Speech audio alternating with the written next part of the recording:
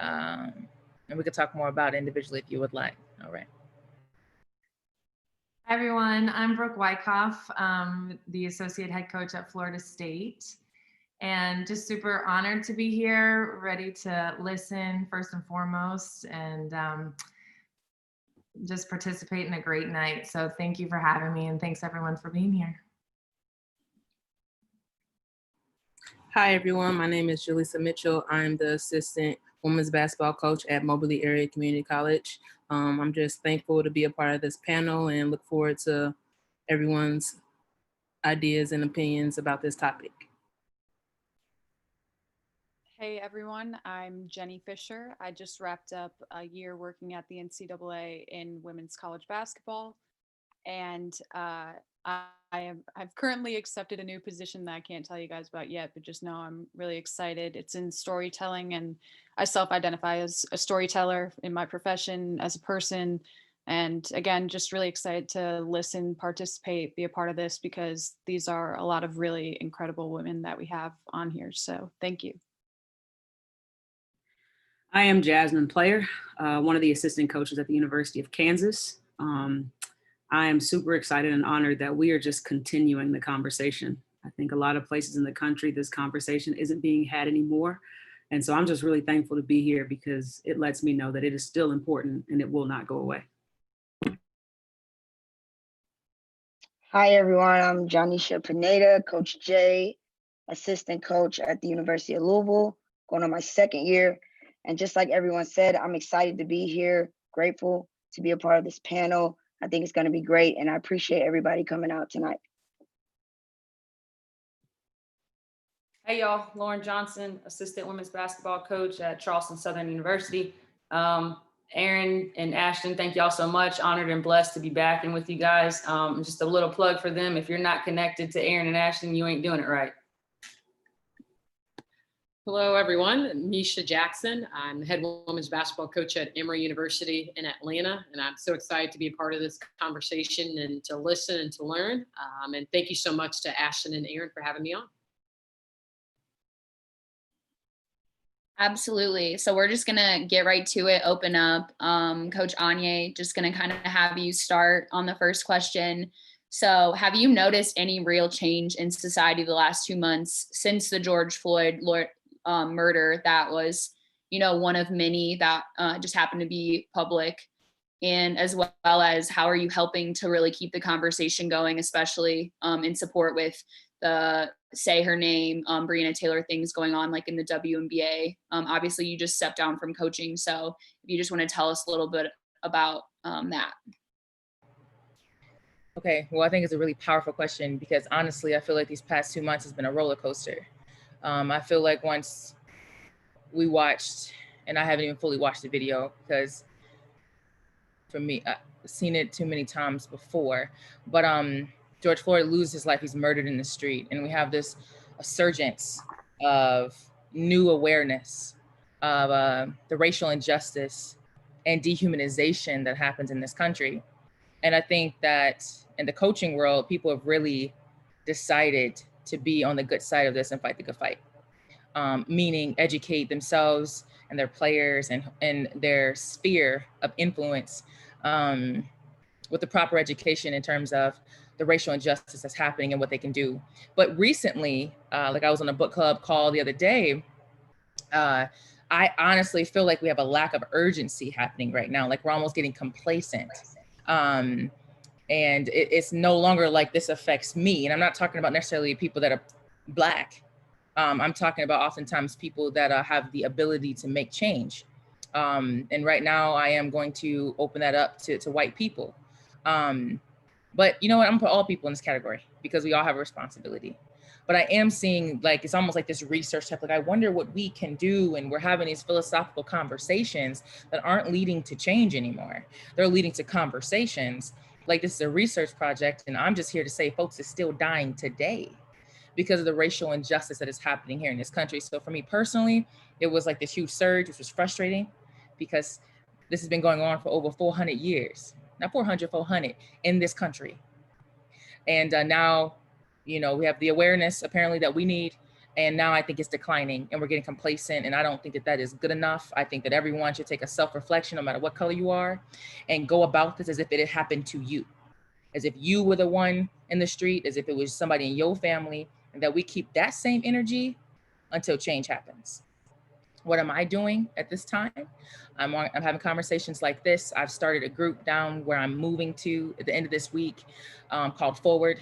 That has 4 pillars. One is human rights, service for all, educational equity, and then restorative justice. We actually just got off a meeting before I got on here. Reason why I was a little bit late, you all, to implement these changes in areas that honestly are predominantly white. The high school that I went to was predominantly white and hasn't been behind the change. So we are actively doing things like that in the area that I'm about to move to. That's powerful. Coach Jackson and Coach Player, do you want to add on to that as well? Absolutely. I think just touching base on it, I definitely think ears are widened right now. People are listening, people are reaching out, and that's kind of that phase 1. So I definitely agree. And that piece we've touched on. Now it's what's next. I can't tell you how many people I had reaching out to me personally, from players, just in our basketball bubble, players and coaches and staff and alumni and et cetera. To even recruits are now starting to ask these hard questions and wanting to have that dialogue and conversation. And if anything, right now, what am I doing to continue it? It's making sure absolutely that it stays present. But it's also, I think sometimes we can be guilty by association, meaning because I am a minority that I think I know. And sometimes you've got to do education on yourself, knowing that there are certain systems in place that you may not understand that we think is normal, and it may not be. And you absolutely hit it on the head. If you've got to look at this as if it was you, or if it was somebody in your family, because if it was, there's no way you'd let it go. There's no way you'd be going on about your everyday business. So definitely keeping it present and kind of trying to educate myself by doing things like this, and just trying to continue that dialogue and action, more than anything, action for sure.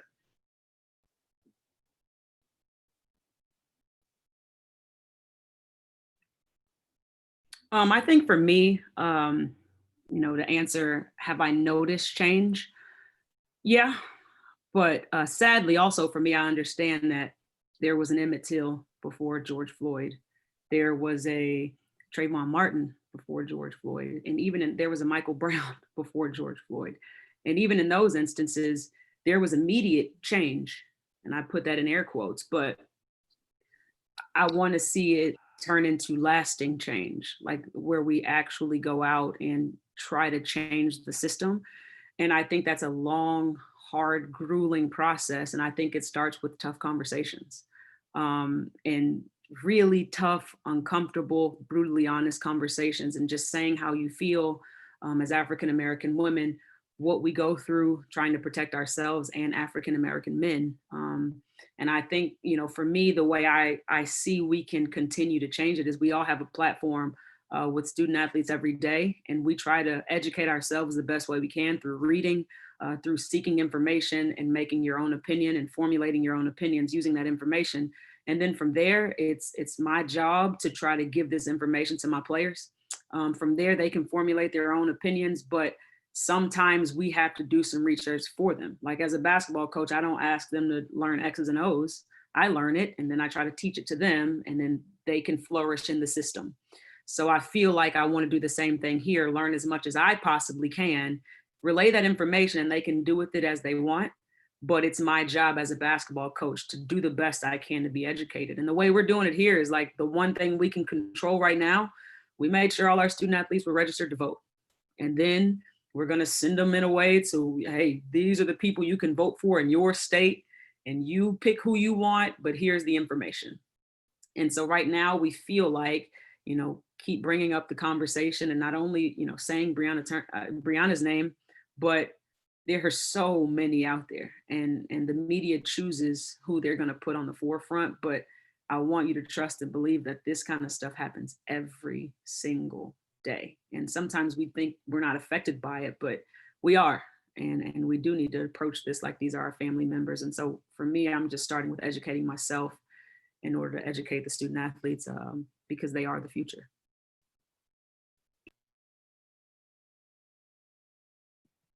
Yes, and even going further in past reflection with personal conversations, Jenny and Coach Anya and Coach Mitchell, could you even go further and how have your conversations looked like with your student athletes, with your family, with your friends? What are things that have worked, maybe not worked? If you could just tell us more about that.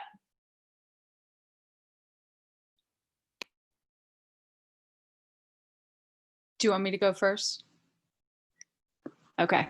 Well, I would say for me, and this quote sticks out in my mind more than anything. So I feel very grateful and fortunate that I was a journalism student at Marquette University, which is in Milwaukee, which has historically been one of the most segregated metropolitan areas in the country. And for my classes, being a Jesuit institution, they had us out reporting in neighborhoods that maybe weren't neighborhoods that looked like me. And quite honestly, I was still privileged to learn about racism and what is going on. Seville Smith happened, the Sherman Park riots in Milwaukee, when I was a freshman at Marquette. And that was a story I had to cover. And it was my first internship. And the day after that happened, Seville Smith was murdered by police force. Colin Kaepernick kneeled the very next day, August 14th, 2016. And so I had the privilege to learn about racism and police brutality and from those affected firsthand and in their neighborhoods, rather than experiencing it myself. And I will never forget, I went to a Black Women's March a couple weeks after it. And one woman said to me, the only thing that's ever saved us has been being intersectional, which means working together, whether you're white, Black, whatever your background is, you have to come together for there to be any sort of change. And so that's something that I've always kept in my mind. It's not, you can't expect one group to be the victim and the savior. It's coming together. It's having empathy and compassion. And I think in those personal conversations with people I know, it's been keeping that open mind, being honest, compassion. Compassion means genuine care, right? So it's having those conversations, but genuinely caring, but again, not letting those emotions take over and being able to just be open with one another. Because I had a conversation with an old coworker from the NCAA, and he was telling me he does not identify as Black because he does not think he went through the same Black America that others may have. And so it's even getting on those deep levels of how people identify with their struggles, their identity, their race, who they are. I just think it's important. Like I said, empathy and compassion are huge in those, and being intersectional and understanding that it's on everyone. It's not just on one group, one person. And I really liked the idea of lasting change that you just mentioned before. That's, I think, the end goal, and it's going to take a long time, but you have to have these steps, these tough conversations with all different kinds of people, ages, races, genders, in order to kind of reach that level.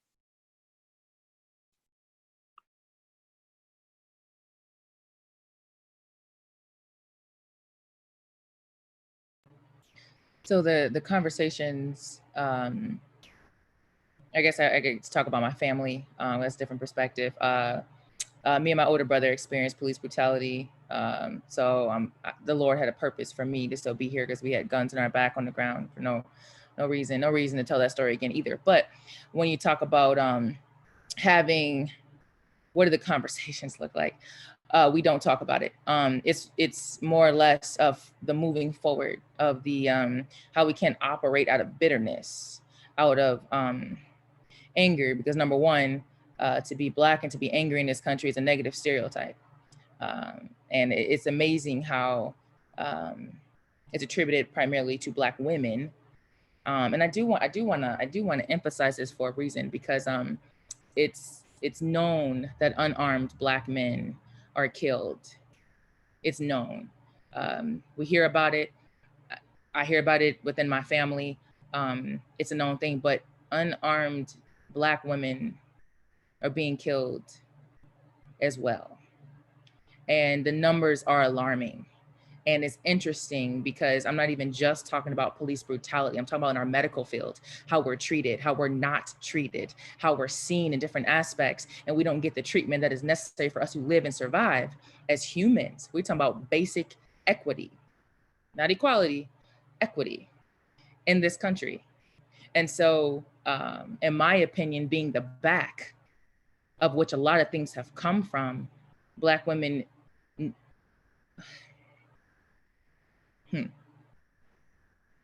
we're underappreciated and we're dying at a high rate. The world needs to take notice and it needs to change and we need to do better.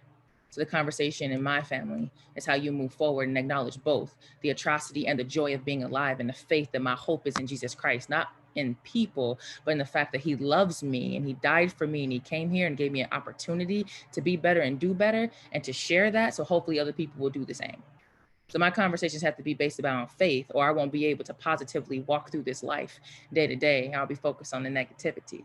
So that being said, right there, I had to change the verdict because I was about to go down a dark tunnel and there's no need because we're here to learn and grow and get better. But I do want to say it is a daily, minute by minute consciousness I have to hold on to my faith, to not be angry or to be bitter and operate out of that because of the amount of atrocities that happen and the joys, y'all. I live a good life. But the understanding of what Black women and men have to go through, it can't happen in one or two conversations.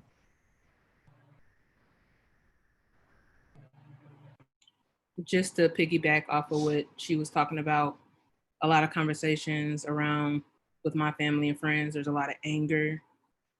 There's a numb feeling, you know, with the George Floyd situation. It's another Black life taken unnecessarily by the police.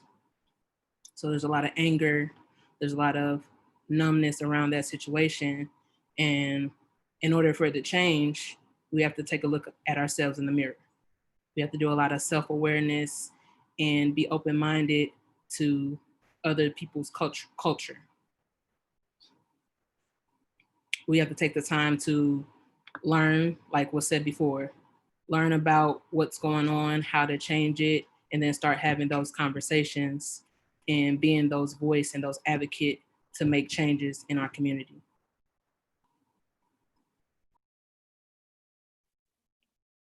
Absolutely, all those great questions. Really kind of still focusing in that past reflection. Coach Johnson, what kind of reflecting have you been able to do personally in your profession? Obviously, you were on our episode the first time we really dove into this and discussed it, but what have you kind of really been able to get out of it since then? Yeah, you said, you know, personally, Coach Jackson, you said something I really liked earlier, and you said, do education on yourself. It's been a lot of that for me. I'll echo what Coach Anya said. I'm a believer, you know, and it's very easy to sit here and say, well, that group of people has the issue. That group of people is causing the problem. And I'm not looking at myself. I'm not saying, well, what am I doing? Why do I think this way? Why do I believe this way? For them, it's natural. You know, it's rooted in them, just like my beliefs are rooted in me. So personally, you know, it's been a lot of that. It's been a lot of, one thing I absolutely love the past weekend was the WNBA. From the players to the broadcasters to the announcers, everyone was unified in their stance, unified in their message that they were trying to put out there. And I was really trying to, I'm just using as an example, a lot of those questions, let's say like Holly Rowe, and then they were asking, I was asking that to myself. I was like, do I feel the same way she does? Do I think the same way she does?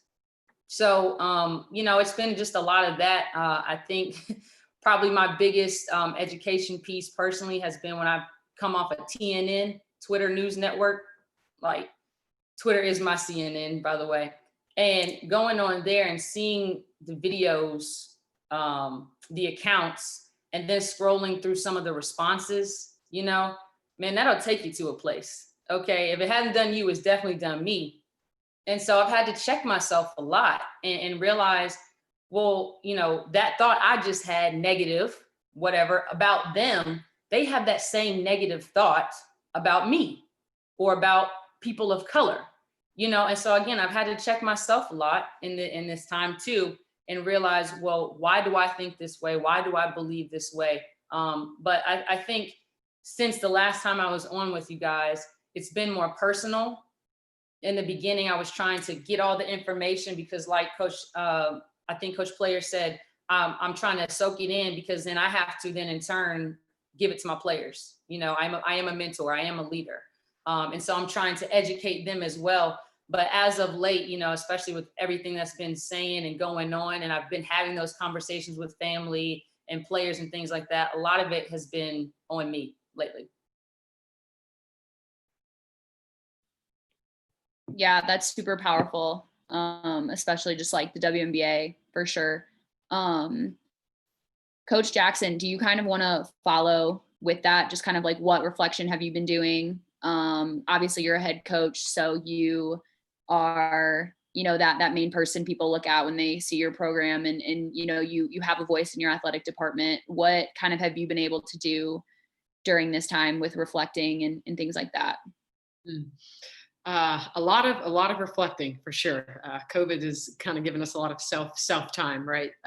But I think it was, you know, as coaches, naturally we start to think out to others first and out to our players. So it was trying to get back to, you know, like what do they need right now? How do I help them? How do I give them their information? And for my team, for some of them, I may be the first minority or Black influence that they've had ever in life. And so this situation, you know, going through what we go through day to day, like that was the first things first. So I've got to get me together and kind of do that self-reflection before I can have these conversations with them to get a sense of where I feel on this, because it, you know, it can get crazy very quickly.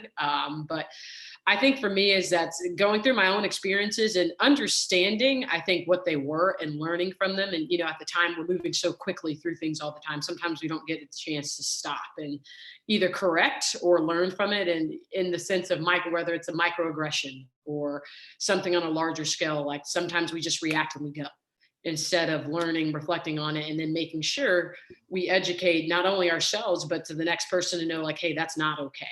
Or this is what should have happened, or this is not normal. I think that's changing. What we're learning today is how many things we think are normal and they're not. And I think that's for the first time people are understanding and realizing, oh, that's not the same experience that I've had.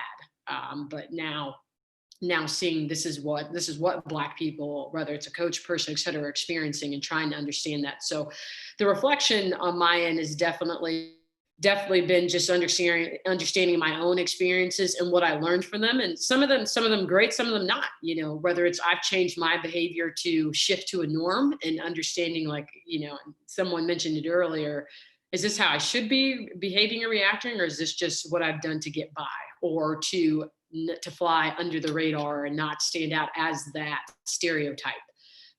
And so it's definitely, you know, you have to do some soul searching for sure. And then after that, then what do? You know, you can't get an experience back from 5 years ago. So it's making sure that you're using that education for the future, but it's also how you present that. So I'm still working on that presenting phase, you know, as far as, you know, with my players and, you know, with our family and whatnot, but it's an ongoing process for sure.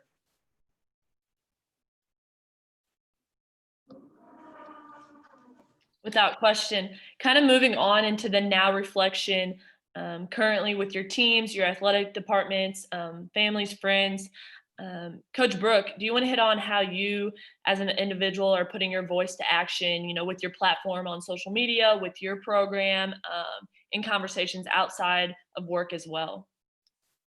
Yeah, I think this time has been really obviously emotional for everybody, but for me personally, it has been just an amazing opportunity to listen, and also to I have a biracial daughter. I have been in relationships with Black men, and over the years, but really too recently, I've been kind of, you know, my eyes have been open to problems in this country. And I am encouraged, yet at the same time, feel overwhelmed by this, you know, the movement now and the attention that's being paid. It's something that I've been thinking about for a long time. But it's also a great opportunity to connect with my players who are majority Black, and to let them know that I'm here for them and I'm listening. And I think and then that extends into the public realm of social media. And all I want to do right now for my daughter, for my players, is to listen, to let them know that I'm there, and then let them know that I'm going to fight for a better country, a better world for them. My thing is that I'm tired of looking at Black people following their lead. It's time for white people to lead and to talk to other white people. That to me has become the thing that has been most eye-opening to me in this time. Is it's Black people are the people that have been fighting, that have been being killed. Their lives are just completely, for the most part, just something that they should be so much better. And it's time for white people to talk to white people. And that's the thing I want to let my players know, that I'm with them, I hear them, and I'm going to go out and talk to my people and to hopefully change some opinions there, because that's where it needs to start. It needs to start in the homes of white people with their kids. And it needs to start just in awareness on a broader scale, starting to kind of turn the ship around of the systemic racism, as slow as that process may be. But that's what I'm doing. I'm just trying to be a listener and a voice, not just a voice saying, you know, hey, look at me, but a voice to other white people that this needs to change. It's not okay. Okay, so Brooke, you just then said the thing. I want to ask you, if you're going back, I'm so curious about your organization. If you're going, like you said, you're going back into your school, which was majority white, to make change. Is that right? where you're going back to your community? Yeah, okay. Where I went to high school, and I'm actually working with universities. The organization is called, I started a business called Human to Human. Yeah. Oh man, you just healed a part of my heart. Like, I don't think you understand. I needed to hear that right there, because at the end of the day, what you just said, Brooke, I'm not saying it's the answer, but what I'm saying is it's the next actionable step. Like, everyone keeps asking, well, what's the next step? The next step is you doing again what you would do if it was your child, and it's speaking up and it's fighting and it's using your privilege to bring about the change that you say that you are about. So Brooke, I ain't gonna lie, I was sitting here, I had to actually open up my Bible and get into the word while some of y'all was talking, because my heart was just like, and Jhasmine gave me a piece of healing. But I will do a shameless plug of my business, because it came out of the heart of, I've been speaking all of my life, and I've been Black all of my life, and I've known the Lord since I was 10, and I appreciate it. But what's on my heart right now, the reason why I stepped away from the game, was to give voice to the voiceless, was to step into this mode where I'm able to bring people together, human to human. So if you see me first, which is crazy for me to say this, if you see me first as a human, and you get to know me first as a human, then you'll be able to judge me from the content of my character. As we all quote Dr. Martin Luther King Jr., who, by the way, if he was not assassinated and there wasn't a whole genocide of Black men and women assassinated during the civil rights movement, I wonder where we would be. Mm-hmm. So if we can't speak, oh Lord, and then I just had too many. Let me just throw a little more, just a little bit more out there. On the backs of the civil rights movement, which affirmative action came into play, which was written up by a Black lawyer that was put in place by President John F. Kennedy. He was assassinated. So President Lyndon B. Johnson brought forth the gender provision. He added in veterans and disability, all this stuff. Do you know the people group that have benefited the least from the amount of Black people that marched in the street, were in prison and killed? Do you know? Native Americans are last, and then it is Black people. And it's a close race on the lack of benefit we have received from so-called programming that is for Black people. Yeah. We have been tripled by white women, because white women are seen both as the majority and the minority. By Asian women, even by Latinx, and they're going through their own battle of not even being seen as citizens or as humans, because we refer to them as illegals and immigrants. Mm-hmm. Even they have superseded Black people in this country that built this country. And it is a shame. On the back of the multicultural movement that is still happening now today, the people that have benefited the most from this is LGBTQ white women. Because again, white women are seen both in the majority and the minority. The people group that have experienced the least amount of benefit are Native Americans first and Black people as a whole second. And that is an issue. It is an issue. It is not Black history. It is our history that has been erased from our educational books, and it's not okay. I had to throw some of this out here because it is a reason why white people have got to use their privilege. That again, I'm not saying you asked for it. I'm not saying, and I'm not saying that you weren't lied to and that you weren't done unjustly in a sense. But the injustice that's killing me, that's leaving you confused, are two different injustices. And if you could use that confusion to get into the know and to take the next actionable step, like Brooke just blessed my soul and said, and start speaking up and writing the legislation and influencing your family and the people that you know that are making the decisions, and being in the room and not allowing people to make disgusting comments about people of color, by speaking the truth about the history of this country, not Black history or Native American history or Latinx, but American history. And then we take this pandemic and we rewrite our books. Okay, I know that's a crazy idea, but I'm all for it. No, it needs to happen. Let's rewrite it. Let's reconstruct it. And crazy ideas are possible, right? When we band together as people, crazy and possible ideas become possible. Absolutely. All right, back to the question. My organization, what I do, I'm a one-woman business right now, is I bring together people. We discuss what it is to be humans. I'm doing something with UWM right now. I get to step in with SIUE women's basketball team. It's team building. We're learning how to advocate. We're learning how to be anti-racist. We're learning allyship. We're learning the language to speak to different people.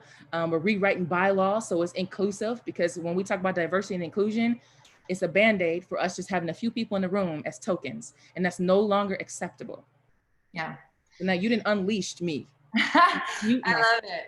I love it. And I love it. But it's true. And I think Coach Jackson said it really, really well. Like just getting familiar with things that seem normal, that shouldn't be normal. And that's talking about it and letting people know. And the group that I want to reach is the group that I was in for the longest time, even though I've been exposed to, Black culture since I was a little kid, even though I was, I've never been racist, but I've lived in my white privilege.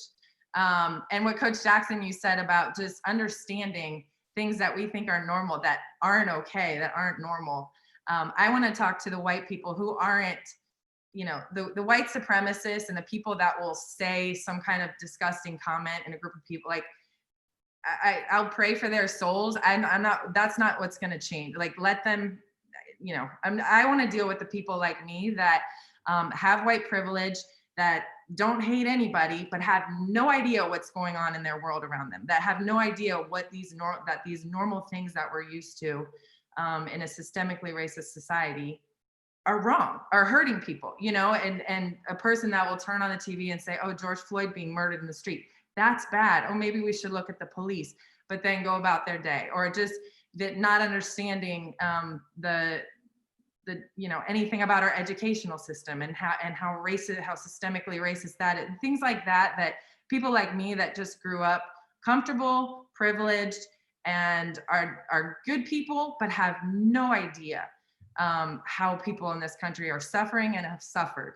Those are the people I want to reach, while at the same time, and not asking Black people to explain that to us. I want to learn that, and explain that to white people. Black people shouldn't have to teach us and explain to us and pull us along in this thing. Like, come on, white people need to be saying, we're ready to help you to change our nation, to change our society. And let me go talk to these white folks over here and get them straight. So that's what I want to do.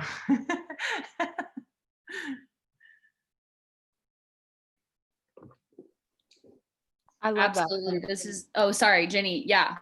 Perfect. No, I was just basically gonna echo. I just have two things to say about this. Absolutely love what Brooke said. Anya, you too, just absolutely love all of that. And I just want to say that before I even, speak in the space that I have and with the privilege I have, I need to be living in a way character-wise that people know where I stand before I even have a statement to say about something, or before I speak, people know that I'm with it, so to speak, just by my character, how I live, and who I am as a person. And so for me, the first example that comes to mind, so I'm close with I went to Marquette and worked with the men's and women's basketball teams there, for those who don't know. And I'm close with one of the men's coaches, and he reached out to me and he basically said, look, we're starting this Coaches for Action. It's the 21 Black Big East assistant coaches. And he said, we want someone to help us with our social media. Do you want to help out? I really think that you have an audience that may be different than our 21 Black assistant coaches and the people that they're connected with in their circle and their network. And I was like, I mean, they're all like grown men coaching Big East men's basketball. Very different than myself, 23 years old, not a coach, not planning on being a coach. So, and then you add along, like I said, race, gender, everything that goes along with it. And so for me, I was just glad that I was given the opportunity to not only help in one way that was behind the scenes, which I absolutely loved, which isn't to say that you shouldn't be, you know, outspoken and be doing these things in the public eye, but at the same time, it gave me an opportunity to do something in a different way, while still being public facing as far as social media content, helping them tell their story in that kind of a way. And then the last thing I'll say about that is there is, and I just want to explain this, there is social media real estate, if you think about it. And we've all seen it. What you put out into the social media sphere takes up space. It occupies a timeline, a feed, and most importantly, a conversation. And so is that picture going to contribute well to it? Is the social real estate that you are occupying worthwhile in the current climate? And teaching players this, I think, is absolutely huge, let alone people, but it's knowing what's behind the intention, being genuine, and then the character wise. I know face-to-face interaction can't be beat, but when we're talking about social media, Coach Johnson was talking about the TNN, the Twitter CNN, and it's just like you can get really bogged down in it, and we're being forced to read a room by way of a screen, which is extremely difficult. And so I think just, you know, how you speak and the way that you do things and the way that you live, they just speak volumes. So I agree with what Brooke said. That's what I'm trying to do, reach circles that are privileged. And I what Anya said too, like we're in a space where you're the majority and the minority. That's a very unique position to be in. And you can hit two different spots depending on which one you step into. So it's a really unique place that allows for meaningful change. Hey, really quickly before we move on to this, just in response, there are two things I'm thinking about here. One, someone mentioned it earlier, like we're seeing Black men be killed quite often. And I don't think we hear about the Black women that are shot, but I also, and killed, however it happens, but I also don't think we really pay attention to the weight that Black women carry. When this pandemic first started, I had a lot of my white friends who are allies reach out to me and say, hey, what do I do? And bless their hearts because they're looking for information, but that is heavy for me. Like in you know, my young GA, or just asking like, how can I help, or explain to me how this happens. And I just want to say that, like, depending on who you're reaching out to, unless it's your really close friend that you know, love, and trust, it's heavy. Like we have to wear it. We have to send our Black husbands, our Black brothers, our Black sons into the street in fear for their lives. So not only is this heavy, whenever, you know, my Black nephew goes outside, I also have to carry the weight of that. So then getting a text message and saying, hey, what do I do? A part of me is like, find it in Google like you find everything else. So make sure that when you reach out to your best, and I hate to say this because they say racists say this, but when you reach out to your best Black friend, make sure that it's started with like checking on them and seeing if they're okay with having the conversation, because it's not wrong for you to reach out to them for information. Just first make sure. It's like someone reaching out to me about a recruit without saying, hey, how you doing? Like I'm fine. I feel away, but okay. But just make sure you preface it with how's your, like I made sure my head coach got on the phone with every Black girl's father. And if she had a boyfriend who he knew, you call him too, because they're all, you know, and I don't want you to forget, like the weight of what Black women carry, because we're not only praying for our lives, it's the lives of every Black man that we're in contact with. So reach out to the Black woman that you know, love, and trust, and ask and seek information. And then on top of that, do the best you can I can't cook, but I'll go to Google and try to figure it out. Go to Google and just, if you're just typing in, what are the top 5 books I need to read to get in the know? Do that. And then reach out to your friend and ask for extra information, because I think the weight of what Black women are carrying is already so heavy that sometimes if you don't preface it with a, hey, how are you really doing? Then this could go the wrong way. Absolutely. I was even going to add, just like, I've been thankful for people to bring me along with it. Kind of where Brooke was is, you know, we have these things, but like us being able to listen and then now get brought along, as well as then everything, you know, just have those conversations. Coach Jay, you're at Louisville, lots of student athletes in, you know, a very successful athletic program and things like that. What really has been, what's the best thing that you've seen with the administration going on, as well as your team, as well as, you know, just talking to your players, as well as like, has there been any, like Coach Anya talked about, like having the diversity and inclusion is just a token. Like, have you seen real conversations happening or seen things, you know, from the athletic department really move on this issue? Yeah, I mean, it's been a lot. I think I'll start off with our team first. I was in Atlanta when I think George Floyd incident happened. And then right before that, Ahmaud, and, you know, everybody's, you know, I'm big social media, so everybody's posting, running their, 2.3 miles. And I feel like, you know, I posted it because I did it and I was the only one on my staff to do it. So that, you know, I was like, okay. And then George Floyd passed away. And then Breonna Turner passed away. And then I said, okay, something's not right here. But then I had to, you know, take a step back and really understand everybody on my staff. And I said, hey guys, you know, are we going to talk about this? And one thing I respect about Jeff is that same day we had a Zoom call with our players, and, you know, we talked to them and we asked them how they felt, what they thought. And at that time, they didn't say anything. So we didn't get anywhere. And as a staff, we kind of felt like maybe we rushed it. But I think the best thing we got out of that is they knew we cared about that.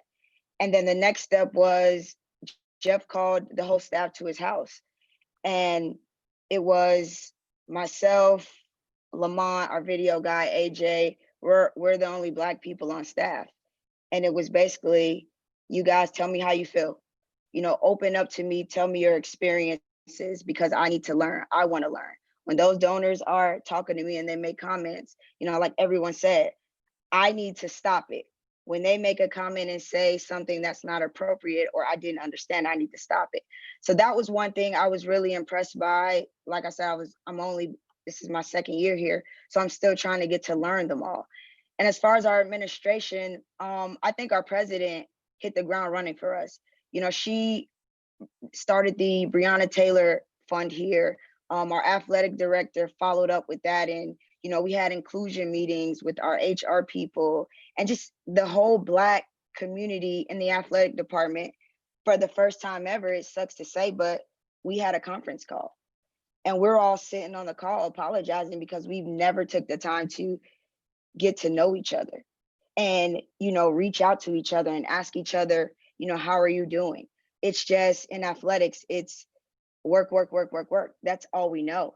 And I think with Breonna Taylor being so close here, it kind of put a stop on everything here at Louisville.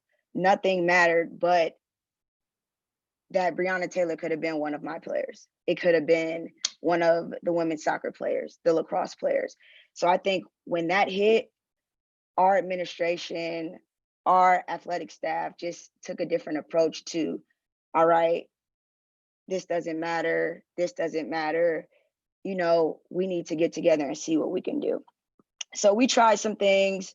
June 19th obviously came about and we had a tried to have a gathering with all the student athletes, but it just didn't work out because we wanted to do it the right way instead of rushing something because of social media, everybody. So overall, I'm pretty impressed with how everything's been. For myself, I wanted to add this earlier. I think it's very important as I'm a minority because I am Colombian, so I'm Latin and I'm Bahamian. I had to be transparent with myself because my family, we don't see these things in the Bahamas. In Colombia and South America, you don't see these things that are here. So when I opened up to my players and they asked, Coach, well, how do you feel? I said at first I didn't know how to feel because I don't, and I didn't. And I think everybody speaking, Brooke, that was absolutely amazing. Anya, that was perfect. Well, so everybody has valid points, but I also think as young Black people, we have to be aware and we have to be transparent with ourselves because we don't know. We only know what they've taught us and we learn from social media. That's the sucky thing about that situation. So that's kind of how everything's been here at Louisville. Everything's been calmed down now. I think we're continuing to have conversation with each other each and every day, checking on each other, checking on with our players. So that's pretty much, how it's been right now. Coach Floyd, do you want to expand on things at Kentucky with your program, with yourself, and even with your athletic department as well? Well, I'll just start with myself. You guys have started this off, really good, making a lot of good points. But for me, the one thing I did was I ran to the books. This whole situation has gotten me back on my purpose. When I first entered into college, I wanted to be a lawyer. And then, once I seen what it was like to be, coaching or in higher education administration, I was like, okay, I want to do that. So this whole situation, talking about it, I was like, man, I gotta, what I'm here to do is to, fight social justice. Like that's literally, I can't stand it. And so, like Coach Jay was saying, like we young, all we know is really what's on social media and what's taught us. So I went and got a whole lot of audiobooks, and I listened to them for like, a week. I would just listen to a bunch of books. And, and that's the first thing, because it's been so much disinformation. And the reason why we are here is because of the wrong information that we all have. And one thing I was reading up on is how to be an anti-racist. That's a really good book that I think everybody, if you care about this movement or if you want to do better, like that's one book that really shows you how racism has been, how it is in this country. And one thing that opened up my eyes a lot, because yes, I am Black, but I did grow up, like my parents made sure that I had everything that I needed, and I always picked my school. So even like when people talk about the school system, I'm like, and my first thought is like, go to another school, you know what I'm saying? Because that's how I grew up. So by going and actually learning the history of racism, learning the history of this country, it's opened my eyes a lot too, and allowed me to have more empathy. And because I feel like I'm in a position to, well, I was born here to make a difference. I was born here to make change. So these discussions, I'm loving them. It's not uncomfortable for me at all. This is just, it needs to happen. Like I can't sit and watch nonsense. So I always been the type to say something when something wasn't right. But back to the education piece, there's a lot of back and forth about differences in opinion and, how do you feel about the situation? And it's like when you educate yourself on the history and, racism is not done on accident.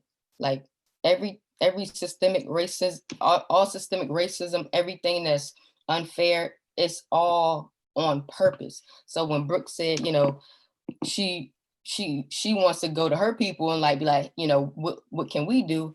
I'm like, of course, because I'm not the same thing about white people now, but it was created by white people. So if a system can't be fixed by the oppressor, you know what I'm saying? Like it's put in place for a specific reason.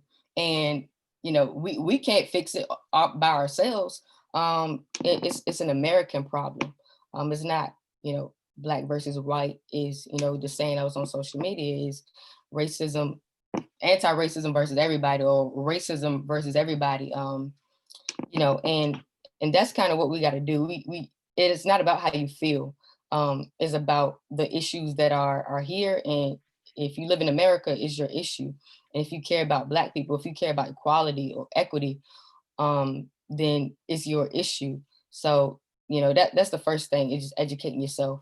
And then, as far as at Kentucky, we've been doing a whole bunch of listening.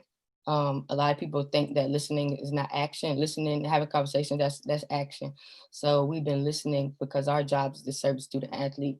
So if we know how they feel, and even the staff, we know how they feel, then, now we can move in the right direction. We don't want to just put out a statement, or we don't want to just, let's have this, this cool event and be done with it. Like, no, like 400 years, it has to be, the system is intentionally put in place. So it has to be intentionally reversed. It can't just be like, oh, you can't be neutral about it. So it has to be a movement going the opposite direction of how it has been. And, that's kind of what we talked about, being anti-racist, because if you're just not racist, that means you're okay with it, because America was built off racism. It just is what it is. There's no difference in opinion. It is what it is. And if you're neutral to the situation, then you're not helping the situation. You're actually in favor of racism, because it's already racist. So you can either be okay with it being racist, or you can do something for it to help change. So, I always follow education. And like I said, just listen to the student athletes and empowering them to use their voice. But, I tell you, this generation, they don't need to be empowered to use their voice, because they're using it. And that gives me hope a lot, because, we talked about earlier in the conversation about, it could be, just a movement and then it'll be over with. With this generation, that's not happening. I'm director of recruiting, so I'm looking at teenagers' social medias all day long. I'm trying to get into the mind of teenagers. I'm studying the next generation. So, but they're not having it. And when they walk into an institution on a visit, when they go on your profile, when they talk to you, it is on their mind. They don't care about the facility. Like, they don't care about the thousands of fans. They don't care about none of that. They care about, do you got my back? So I would say that's what we've been doing, educating ourselves and doing what we got to do to have our student athletes back. Yeah, Coach Player, if you kind of want to expand on that as well. I know you kind of hit on voter education, what you're doing for your players. I know that was a huge question when, this conversation really started rolling, is how do we educate our players? How do we get them signed up? And, they're coming from all over the country. Like, what can we do as coaches to be better? And things like that. But what has your athletic department doing? Obviously, if you can expand on the voting and things like that with your team as well. So it was interesting and weird. We got our kids on a Zoom like very soon after everything kind of was at its peak. And we found it really difficult to get them to talk. So someone else in here said it was hard to get their student athletes to actually like engage in conversation. I'm glad, because they wouldn't talk to us either. So I was like, is it our kids? Are our kids immature? Like, do we need to do some different recruiting or what? But it was hard. I mean, it was really hard to get them to say anything. For me, though, one of the biggest things that was scary for me was that I think that they were formulating all of their opinions from social media, like every single one of them. Now, there was a week there, Twitter made Beethoven Black. Now, I don't know if Beethoven is Black, but it provided some great content. And one day Twitter made Beethoven Black. So I was like, I really don't think, like, they need to research outside of Instagram and Twitter. Whatever they find, you're going to have to go a little deeper than whatever Instagram. I got on Instagram today and it said Chris Paul was traded to the Lakers. So then I had to I didn't just believe that. I had to go deeper than that and do some research. And so that's what, I mean, after we couldn't really get them to say much, we had 2 or 3 who said how they felt. Some of them were really uncomfortable.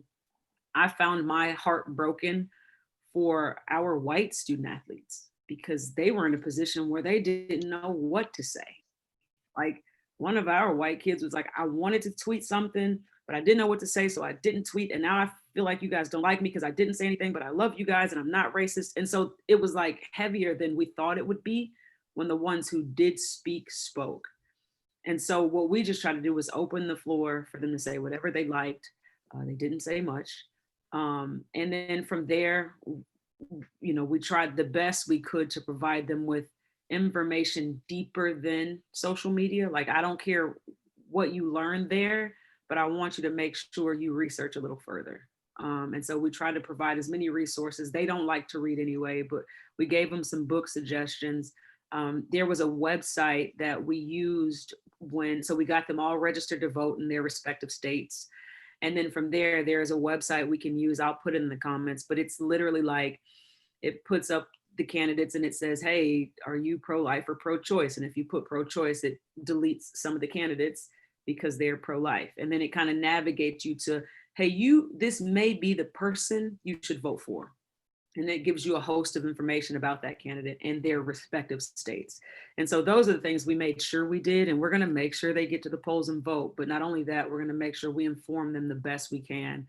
I think you have to make time to do these things. We made time to get on Zoom.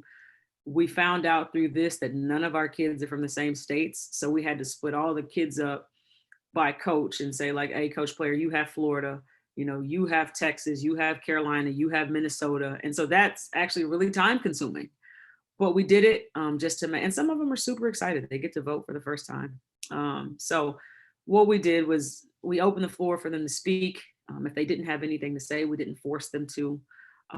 We tried to provide as many resources as we could, and just tried to, the biggest thing was just trying to get them to think beyond Twitter and Instagram, because even if that's where you're getting your information from, because that's not me saying a book would be much better. Books can lead you in the wrong direction as well, but make sure you do as much research as you possibly can to formulate your own, opinion. Can I add one thing? Yeah, because we're talking about what we did with our athletes. I think that's a great idea with voting.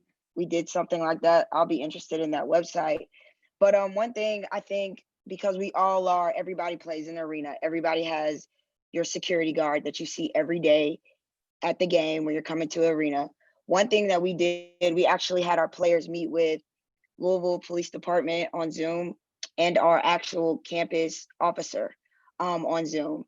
And then they invited a retired chief who was a Black woman, Yolanda, I believe her name was, and a cop who was actually in his car on duty on Zoom call, just to give them education on protocols, why cops do certain things, to have a different perspective. Because as I mentioned, with this generation, you have to have some type of transparency. They always want to know why. They always have questions, even when things are not right. And, I had to support that, because I said, hey guys, look, I know you grow up and we don't F with the police. We don't like 12.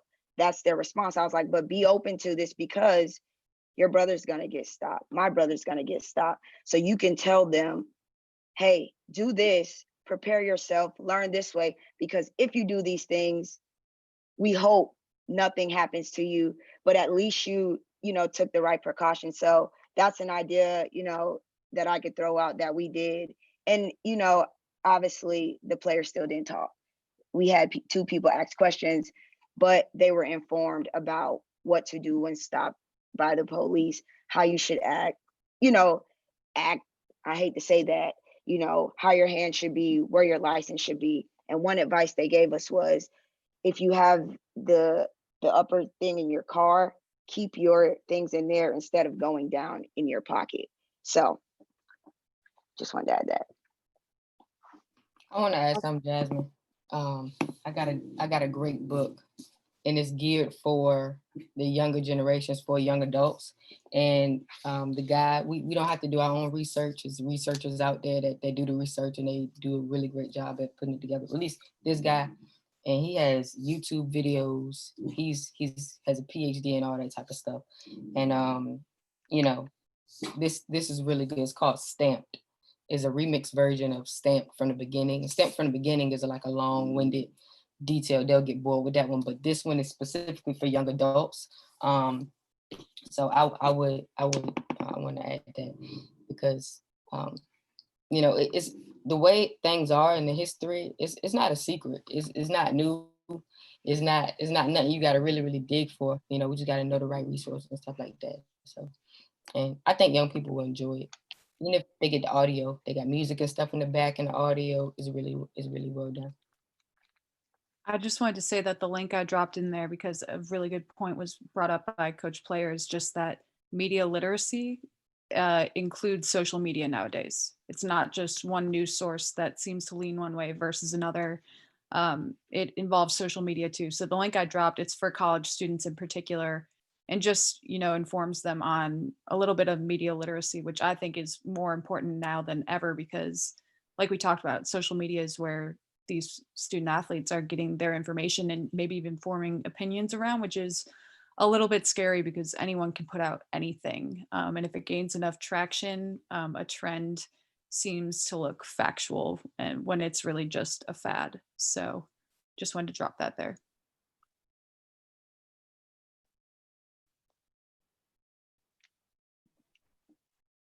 Coach Jackson, kind of talking about as a head coach, you know, you're at the helm of your program. We mentioned before, how are you addressing your student athletes that may have never experienced the social justice scenarios and things like that? Mm-hmm. It's definitely still an ongoing process for sure, but going back to that normalcy piece, just explaining to them, because, you know, when they first are thinking about it, they're thinking about it in extreme ways that they may see on the news now and the videos. And it starts with small things. So the microaggressions. And so for example, the biggest one I gave them as a Black coach at a predominantly white school and a very prestigious institution. And I went to Emory, graduated from Emory, was an assistant coach there and now the head coach there. But I remember when I used to give tours as an assistant, and even sometimes as a head coach, you know, like right after, you know, you're bringing as assistant, you're doing the tour and drop them off at the head coach's office to do the last meeting, et cetera. And, you know, I would get often from parents. So it's, you know, they would say like, she's so articulate. Or she speaks so well. And, you know, at first I'm like, well, yeah, I went to Emory, you know, like that's the tuition my mom paid for. So I hope so. But then it was, you know, you start hearing that. And then to them, they, you know, at first when they heard that, they were like, well, that's not bad. You know, articulate's great to some of them, but then it's like my former assistant, who was white, she, you know, I'd say like, guys, so when she does a tour or whatnot, I get, oh, she just gave an amazing tour, which again, not to say it wasn't, definitely was, I'm sure, but there's nothing about her speech or articulateness. And so them understanding what that translates to, that because now the issue is to the point where people don't even realize they're doing it, where it now becomes like, okay, well, I expected your speech to be a certain way because you're Black, and you don't even know it. That's the hard part. Another example I had is one of our alums, you know, our seniors do speeches at the end of the year at the banquet and whatnot. And, you know, her mom, one of her teammates' mom comes up, she's like, you speak so well. Like, and I mean, her speech was moving, like tears are in the house. And, you know, she's like, speech? I'm like, what do you mean? Like, you know, so it's for me, it's been those things of letting them understand, like, first I was like, this isn't normal. Has anyone ever told you like you speak so well? And I like to think I'm educated, but I don't use like big SAT words all the time that is making me seem like I'm Einstein or something like that. So the articulateness is not, you know, top notch or something by any means. So just having them first understand things that, you know, because they haven't experienced someone before, and some of them may not have grown up in diverse backgrounds or things of that nature, but just because you haven't experienced it doesn't make it wrong. Or even different. It's just something you haven't experienced yet. And so for me, it's just making sure they understand that those are still form, even though it's not the extreme way that you see on TV or in social media, that is still a form of racism or discrimination, because they don't understand what that translates to is that, or, you know, I may get, or you sound white, if you will. And so what they don't understand is that when you say that, you're saying that white is right, or that is better, or that is higher and et cetera. And so for them, and although you're not saying that explicitly, that's what it means.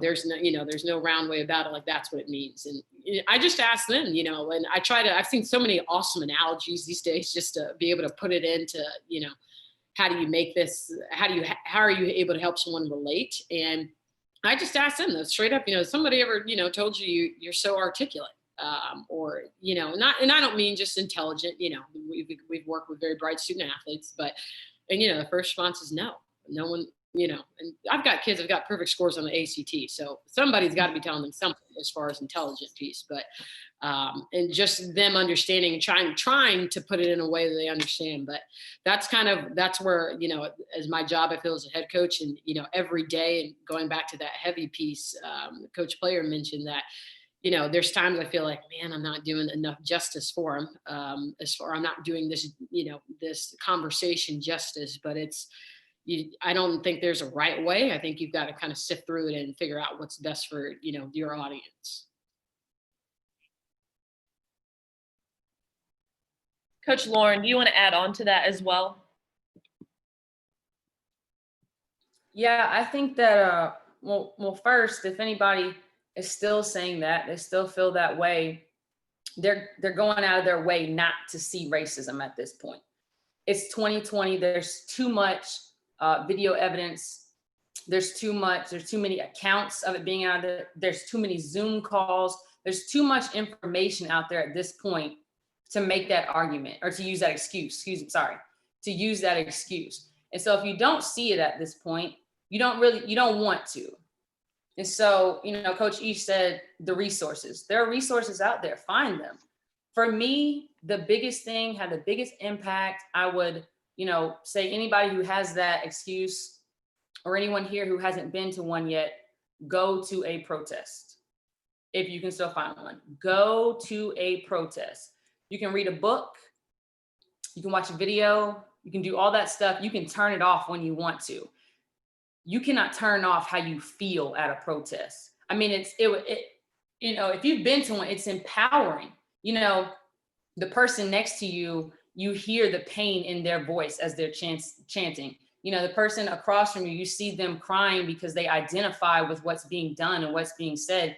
You can't simulate that by just watching a video. You can't simulate that by just reading a book. Don't get me wrong, those are great resources, and I encourage those as well.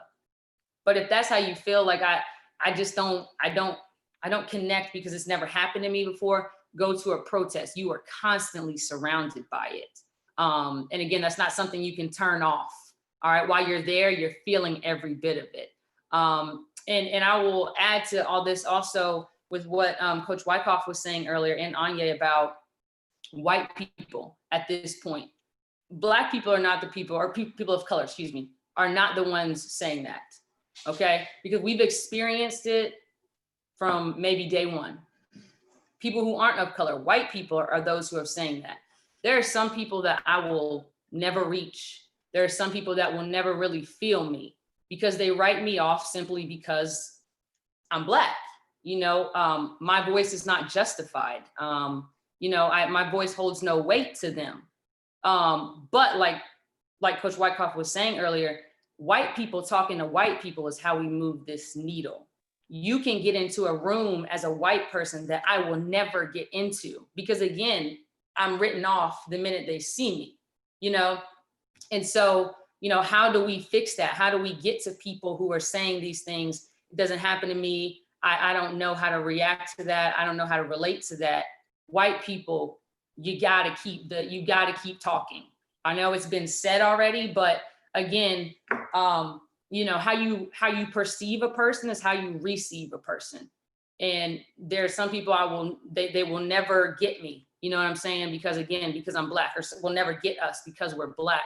And so by you doing that, by you taking the accounts that you hear and the things that you see and the things that you feel, and you take that to them, they might only listen to you for a minute because they're really not trying to hear what you got to say, but you're at least planting the seed.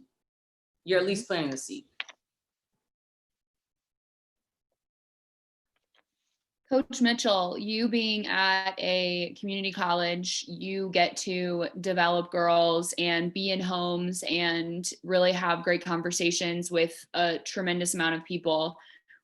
Is there anything that you think people are still missing? Is there things that, your players are still missing? We've talked a lot about like what's true and social media and stuff like that. Is there anything that your program is really trying to attack, and just that conversation, like, or is there still something not connecting?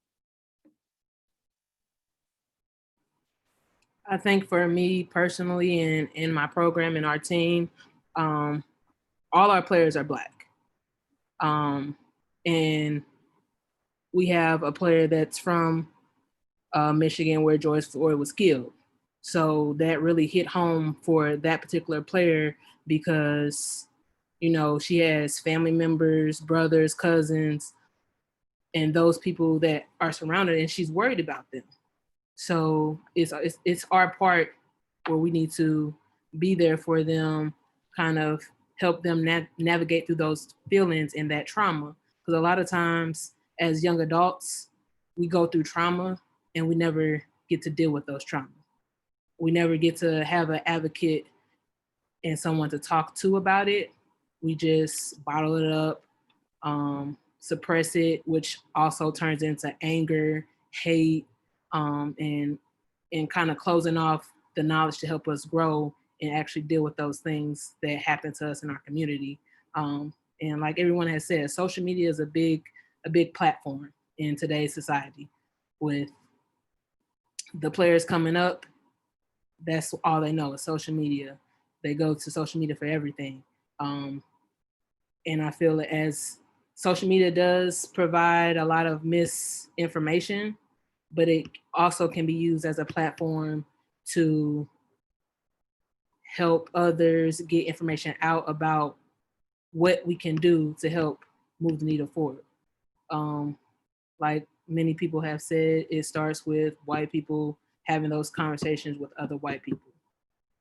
That's one of the biggest things that needs to happen. That open mindset, the practice and learning how to break away from biases in our community. Being a Black female, male, female, we always have that. We get pulled over. That, okay, what do I need to do to make sure I can go home after I get done being pulled over?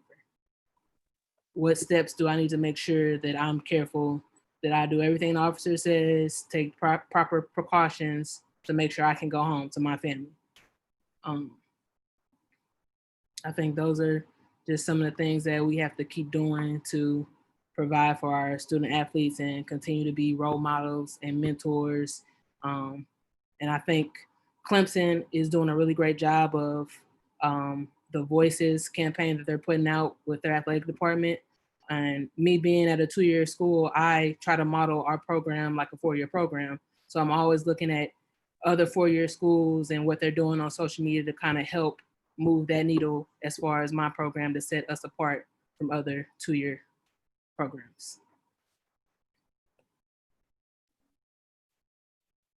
That's great, especially like having your head coach on here. We know that that's something that is really happening and is something that your program is not just, another JUCO or things like that. That's incredible. To go kind of future thinking, Coach Ye, Coach Mitchell kind of hit on traumas and, childhood things that aren't being resolved that are turning into anger. I know it's something that you're super passionate about, especially like with educating, and things like that. But can you just kind of hit on what to do, what you're doing, how to have those hard conversations, how to encourage people to start digesting their traumas and bringing them to light? Do you have anything on that? Yeah, sure. I think a lot of trauma is considered trauma because it's hard to speak about. I feel like we can go through something so deep and hard in life that you may not be able to articulate it in a way that will bring justice to the situation. So when we speak about trauma, we're speaking about like life-changing events. And I think that it's there's a few different ways you can try and process through it. I don't think there's a perfect way, but I do believe that having some people that you trust, that you can share those details with, and hopefully they love you enough to not judge you through it, but love you through it. And I do want to throw a disclaimer out there with that. Just from being a coach for collegiately for 7 years, coaching overseas, coaching professionally in the States, playing professionally, you know, it's something about representation. It's something about me knowing that I have someone that's going to understand my situation without me saying a word. I'm not talking about the details, but it's sad to me to know that I've been at 4 universities and there has not been one administrator that looks like me. I was on a call the other day and we're asking these Black athletes that go to a university, who do you feel like you can reach out to? And we're talking about trauma. We're talking about trauma. I can't just go to any old body. I go to somebody that I love and trust. Not saying they can't be someone that looks differently from me, but why is it so hard to find? Why is it that our hiring practices are, I was looking at stats in 2017 in the women's game at the Division I level, 45% of our players were Black. And out of head coaches and assistants combined, only 10.9% of them were Black females. That's the issue. So when you talk about trauma, I have a mother that's been married to my father for 34 years that taught me how to speak, walk. She is an educator. She has ran 3 colleges. She is a beast, a phenomenal woman, period. So I knew that when the practice ended, where I couldn't talk about my trauma, I was calling my mother. Everybody, no matter race or creed, doesn't have that. But the fact that our administrative teams at colleges across the country and high schools don't represent the bodies of our students is an issue. It's an issue that needs to change. We can't claim diversity and leadership not be diverse. Again, we have to live it for the buy-in of our students. That's just a little side note disclaimer. I'm gonna get back to the trauma. So as African Americans living in this country, trauma is embedded in the blood work, in the framework of our bodies. So to speak on it is hard to do. It's almost like we could sit here and mourn together because I don't fully have the words. But it's amazing how I've worked at universities and I have not had one Black counselor that I could go to in therapy or whatever else. Not that I was humble enough to seek it, but just knowing the framework of my administration and the staff, not one. Not one. So if we're speaking about trauma, if we're speaking about the ability to be able to articulate or be in a room where someone will help me articulate, especially if I don't have it at home, or I could have it at home and not feel comfortable enough to tell my parents or my siblings. But if we don't have the representation in these positions, it makes it harder for people of color to be able to process through this trauma. So then while we're leading the country in heart disease and all kinds of other things that come from stress and undealt with trauma, again, it's another form of dying, you guys, that is happening because there's a lack of representation in almost every single area of administration, supervision, or whatever in our country. And it needs to change. We can change the policies, people change the policies. But if white men continue to be the leading in every category of administration, they're going to continue to hire who they want to hire. Not saying they don't want to hire people. I'm not saying all white men are like that, but what I'm saying is it is a trend. I hope that people go onto the NCAA website. They do a breakdown of coaches and administrators and players by race, by gender, and everything. I'm like reading these stats and I'm like, it is amazing to me the lack of improvement we have seen across the board. So if we're speaking about trauma, these things have to change because it's hard for me to speak about my trauma if I don't see anyone in the room that I trust enough to tell these stories to tell the deepest darkness in of me, if I have the support at home or not. And I'm not saying again, that can't be cross-cultural because it has to be. There's just so much beauty in our diversity. But if diversity is not represented in our leadership and in the areas where we need it, then y'all, we are missing out on serving the future. And we are coaches and we are people that have decided to lead all people. And so if that's the case, the leadership should be indicative of the body that we are serving. Simple as that. Now, You can journal out your trauma. You can talk about your trauma. You can watch TV shows. You can do all kinds of things. But at the end of the day, you got to figure out what works for you. And this is another point I have. Self-care is crucial. And I want to do a shout out to all of you. You're doing the work. We're here on this call. There's things I don't know that you're doing. There's things that I want to applaud you. I don't know it, but I'm praying for you in this battle. But you got to take care of yourselves, right? We can't go forward and help other people. We don't first help ourselves. And that's not a selfish thing. It's like this notion, if I don't pour into myself, I don't have anything to pour out, or what I'll pour out is going to be some junk. It's just like if I eat some junk, it's going to be some junk come out. If I don't pour into myself what is essential for me to pour out the positivity and the leadership and the encouragement and the advocacy that these young people need, that my family needs, that my parents needs, then I can't be about the good fight. So I do want to encourage us to do that self-care. And I know I talk, but I wrote down some points that I've been hearing, okay? One thing to my white leaders on this call, again, I thank you, I see you, I applaud you. Let's hoop, okay? I'm excited. I want to encourage you. So I know we've been talking about how tired we are as Black people. I've been exhausted. Now I'm about this fight, but that's where that self-care comes in. And again, it might be getting exhausting for you, but I do want to encourage you. It cannot be. This has been a life battle for me. This has been a temporary, so far, battle for you. I want it to be eternal from here on out, but you don't have the opportunity to be exhausted. So ante up, okay? But with that being said, find the truth. Find the truth. Seek it, have conversations, educate, do all that good stuff, and then speak it. Let your players know. If you have a predominantly white team and you're a white leader, you are the best person to lead them in this time. You are the best person, okay? And it starts with you. It starts with, listen, this is what I have learned. This is where I am at. This is how I'm challenging myself and what I've seen. This is where I've made mistakes. Some of the best healing I've had is had my head coach call me from college and her apologize to me. And I'm like, Coach, I don't need you to apologize. I'm a better woman from it. But she had to apologize for me because she's just now realizing some of the mistakes that she made along the way. So I had to acknowledge it. I mean, you know what? That's real. That's real. I will take that. And that is healing. And she's over 50. And it's just really cool to see her go back. And again, it's slightly cool because again, it's been going on for 400 years. And now, the pandemic has allowed us to be at the feet of society and see what's happening. I just got to throw these facts out here because facts are facts. So it's cool, lukewarm cool. Because it wasn't cool when I was in college and these certain things were happening. And again, this is across the board. I'm not talking about some like atrocities that happened to me in college. I'm talking about the bare basics, that I was one of the few that had IQ, racist. Okay? So I'm gonna just let that simmer. If you don't know what I'm saying, just think about that.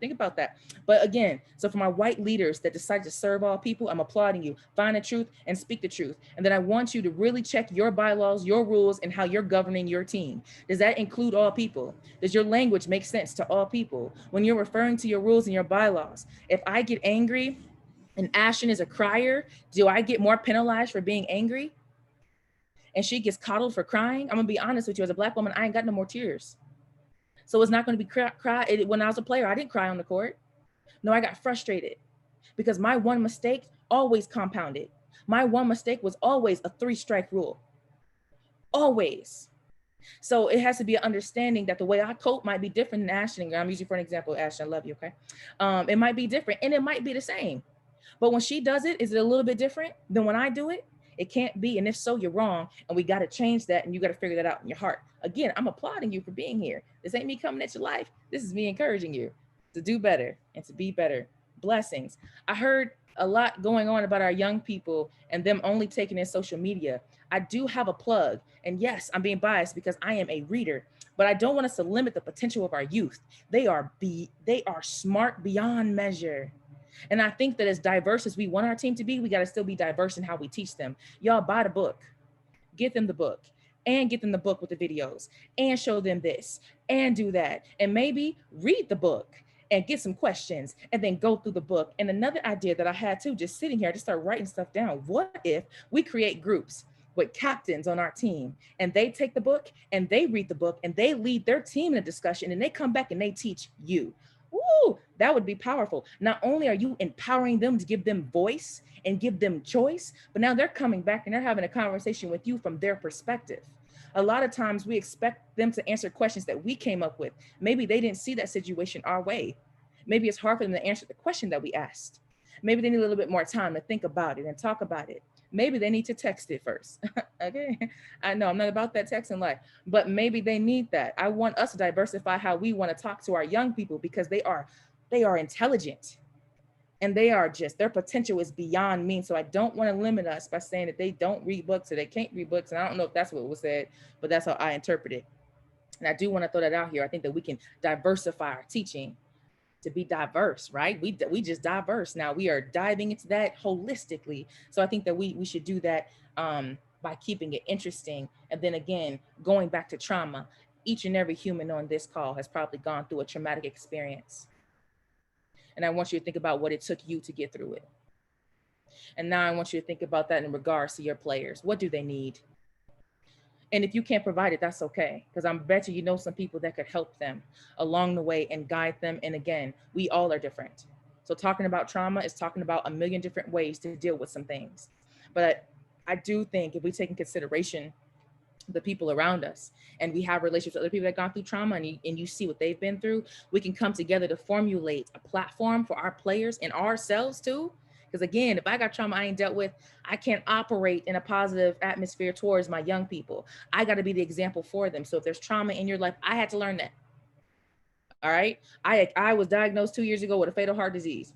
All right. They put me under the cloak of POTS. Okay. I was walking around here, couldn't get up and down the flights of steps. And before that, about a year before that, I was over here dunking on people, playing professionally. Like what? It all came down to stress because I had undealt with trauma. 8 years ago, we were beaten in the street by police officers. Family never talked about it. We never got anywhere with that within my family. So I ate that. I sucked that up because I don't have time to sulk. Okay. Push men away because I was busy trying to work. Get diagnosed with all these things, get told I can't have kids. Y'all, I'm telling you my whole life story right now, but take it in. Just trauma on trauma. And it all started because I didn't deal with the first thing that happened. So I was trying to pour out of a cup that I hadn't poured in what I needed to pour out the positivity that my players needed. And so I'm telling you that not for you to feel sorry for me. Everybody, oh, I'm good. God is on my side. He didn't show me the errors of my ways. So I'm working on that. But I say that to encourage each and every one of you. There's trauma in your life, things that you haven't dealt with, things that's eating you up. So then you can't even see and take in the times that we are having on your players. We got to deal with that first. And then we can move forward. And if you need help, I'm here to talk. And I'm pretty sure there's some people around here that can help you because we in this together, and y'all know I can talk. So I'm gonna end that right there. But deal with you, and you will have what you need to provide a platform for your young people to deal with things that they're going through. Amen. Hey, I knew when I seen her name, we was gonna be good. We was gonna get a lot of good stuff when I seen her. But speaking of trauma, another book is called Post-Traumatic Slave Syndrome. And it's about, we think, slavery was a long time ago and slavery went away, and now, we're good. America's good. It's like, no, this book, talks about how what happened in slavery is still the after effects, the behavior and all that type of stuff still goes on. And so, that's another resource as well. And, behavior, it get passed down, it doesn't just go away. And like I've been leading up with this whole time is like educating yourself about what happened and the history. Now you can make a better future if you know what happened in history. So I just want to say that because she was talking about trauma. We was all talking about trauma. So that book is a good thing because, stress and trauma can get passed down just like any other medical thing can get passed down. So, if my dad went through something and he's real stressed out, it could get passed on. And next thing you know, Black people, we have mental health, you know what I'm saying? And it's because of the way that information has been passed down, you know what I'm saying? It's not just over. So it has to be intentionally reversed, just like it was intentionally, like it intentionally happened. And I want to add to that. My sister, I love you. It's my last 2 seconds because I asked you and sent me a message. I'm sorry.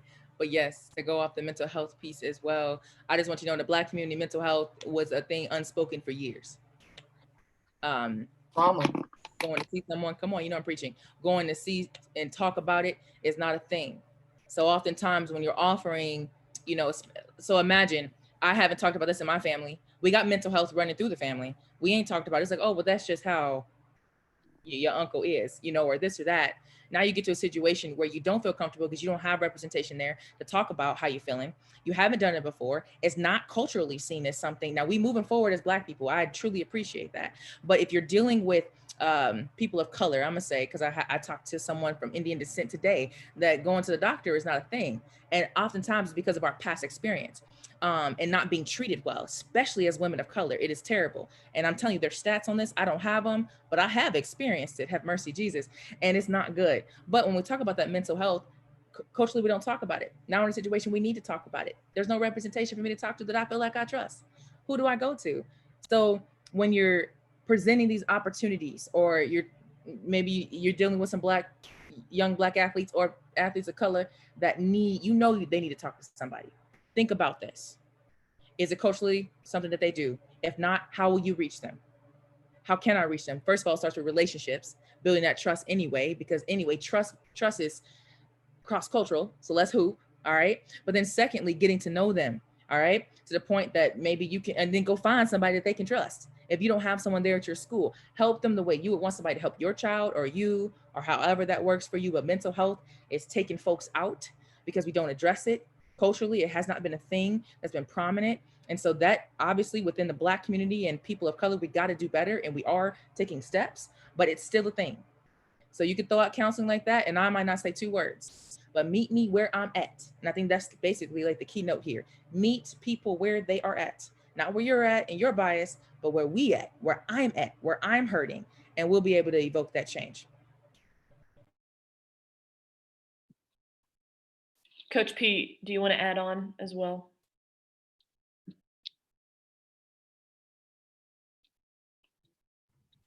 Me? Oh, I'm Coach Pete too. Okay. Yeah, I think they hit it. I mean, it's absolutely true when it comes to just the trauma situation. Before we got into, being able to talk about this with our staff, as I mentioned, being the only Black coach on staff, you have to check yourself first. And I didn't know until this year that I actually face, I have anxiety when things get tight, just because of past relations in my life, of people that I've lost in my life.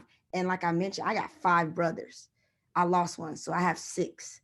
And didn't grow up with the father. It's a lifestyle in the Black America, no father in your life, you use this as an outlet. So when everything built up as far as trauma, social injustice, I had to take a step back and look at myself. And I had chest pain. I'm like, what's going on? I'm good. I'm healthy. But, it was anxiety. It was something inside me that caused anxiety. And I had to get that checked. And they both mentioned great points. Black American, we doctors know, like, I'm good. It's just, we athletes too.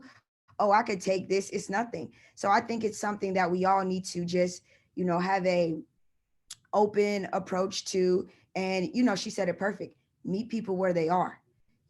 As I told the people on my staff, I'm here and this is why, but you won't know that until you get to know me. And that's how we treat, our student athletes. We don't judge them. We don't do this until you get to fully know them and build those relationships. So, they killed that. What I said meant nothing, but they smashed that. So I definitely agree with everything that they both said.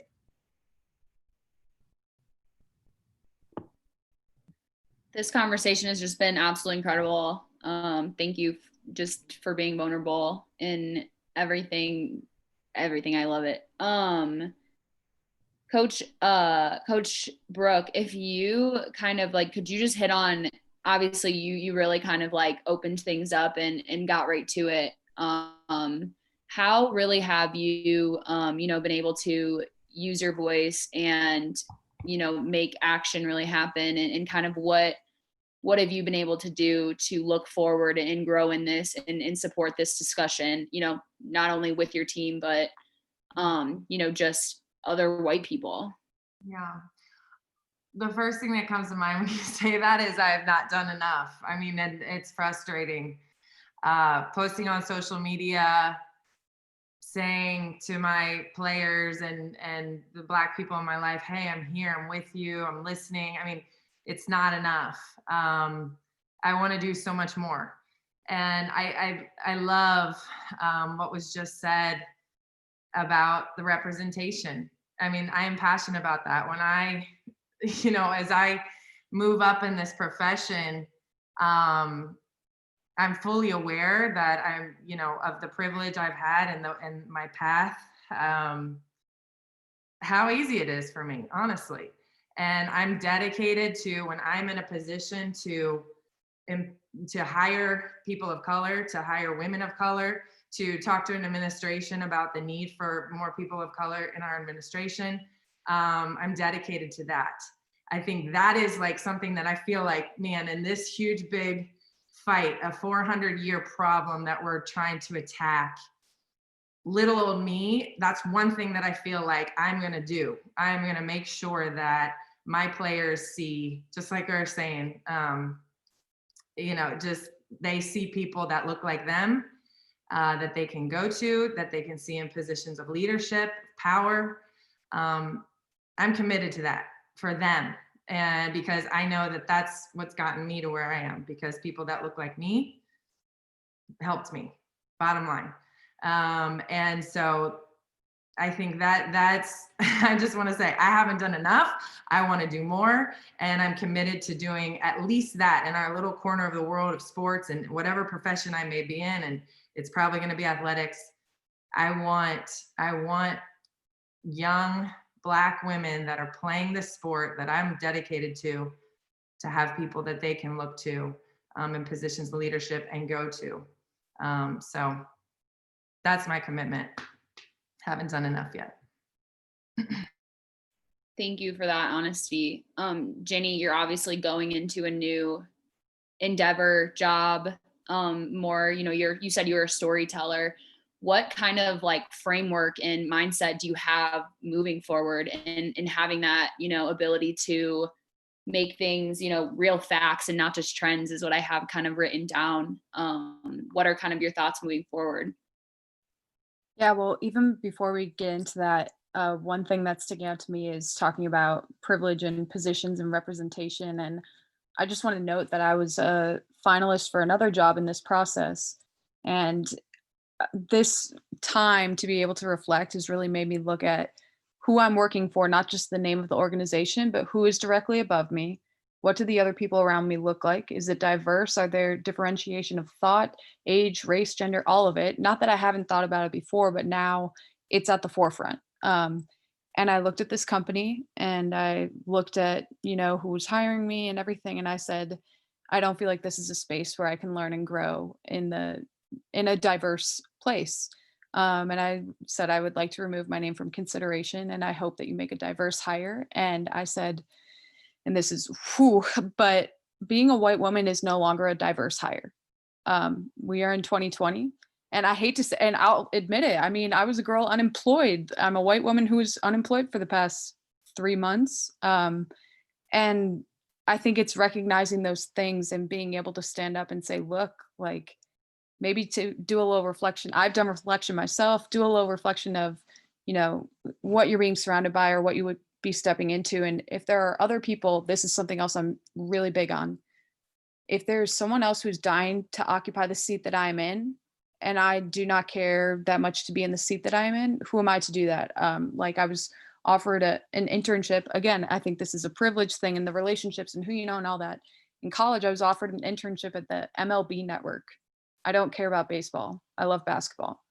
And I went, why would I take that when someone else who loves baseball would be dying to have that opportunity and that experience? So why would I take up that seat when someone else has been, trying to crawl to even get to that chair? And again, it's about making the table longer, not higher, not harder to get to. And so just remembering those things. But as far as just being aware of these things and social media, I think just want to hit on this as well. Ari Chambers is a woman who, if you don't follow her on Twitter already, you should. She covers the WNBA and a lot of other women's sports. And she recently got a lot of flack. She does incredible work. I'm just going to start with that. She just got a lot of flack that people didn't believe her as a credible source, that she didn't have credible sources for this insight that she was getting from WNBA players in the bubble, all this stuff. And it was somehow tied to her Black womanhood. And this is something where I was like, I've never faced that as a woman in my position as a white woman covering women's basketball. But here she is, she's getting flack. She had to take a break from Twitter, she said, for her own mental health. And I just want to say that that's a great thing to do. Realize when you need to step away, because it can become an echo chamber. It can become a place where, yes, it's a great connector, especially when we're socially distanced and we can't be by each other. Thank goodness for Zoom and all of that. But at the same time, social media, it can be an echo chamber. It can trigger stressors for people. It can put up boundaries and borderlines for beliefs.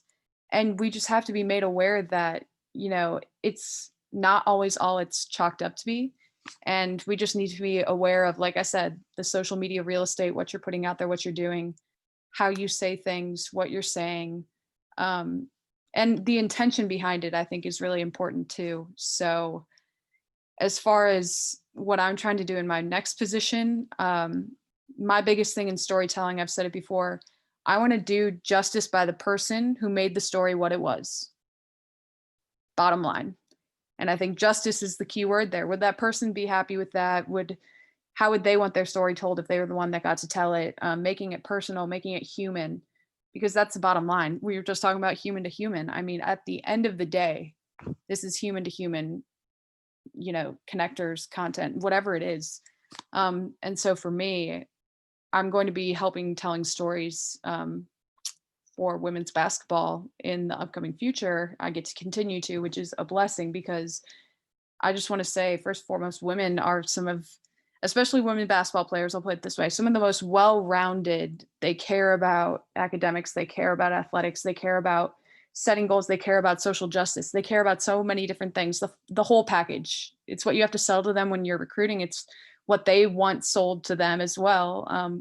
You look across their social media and it's more about the off the court in some ways. And so for me, I want to do justice by that person for those reasons, for who they are, in whatever story I'm telling. So let's just keep it moving. And, you know, I just want to say, I just support all of you. And I'm just glad that I've got to hear from all of you throughout all of this. And if you guys ever need anything, I am here. And I want you to know that I'll be an advocate for you and I stand alongside you.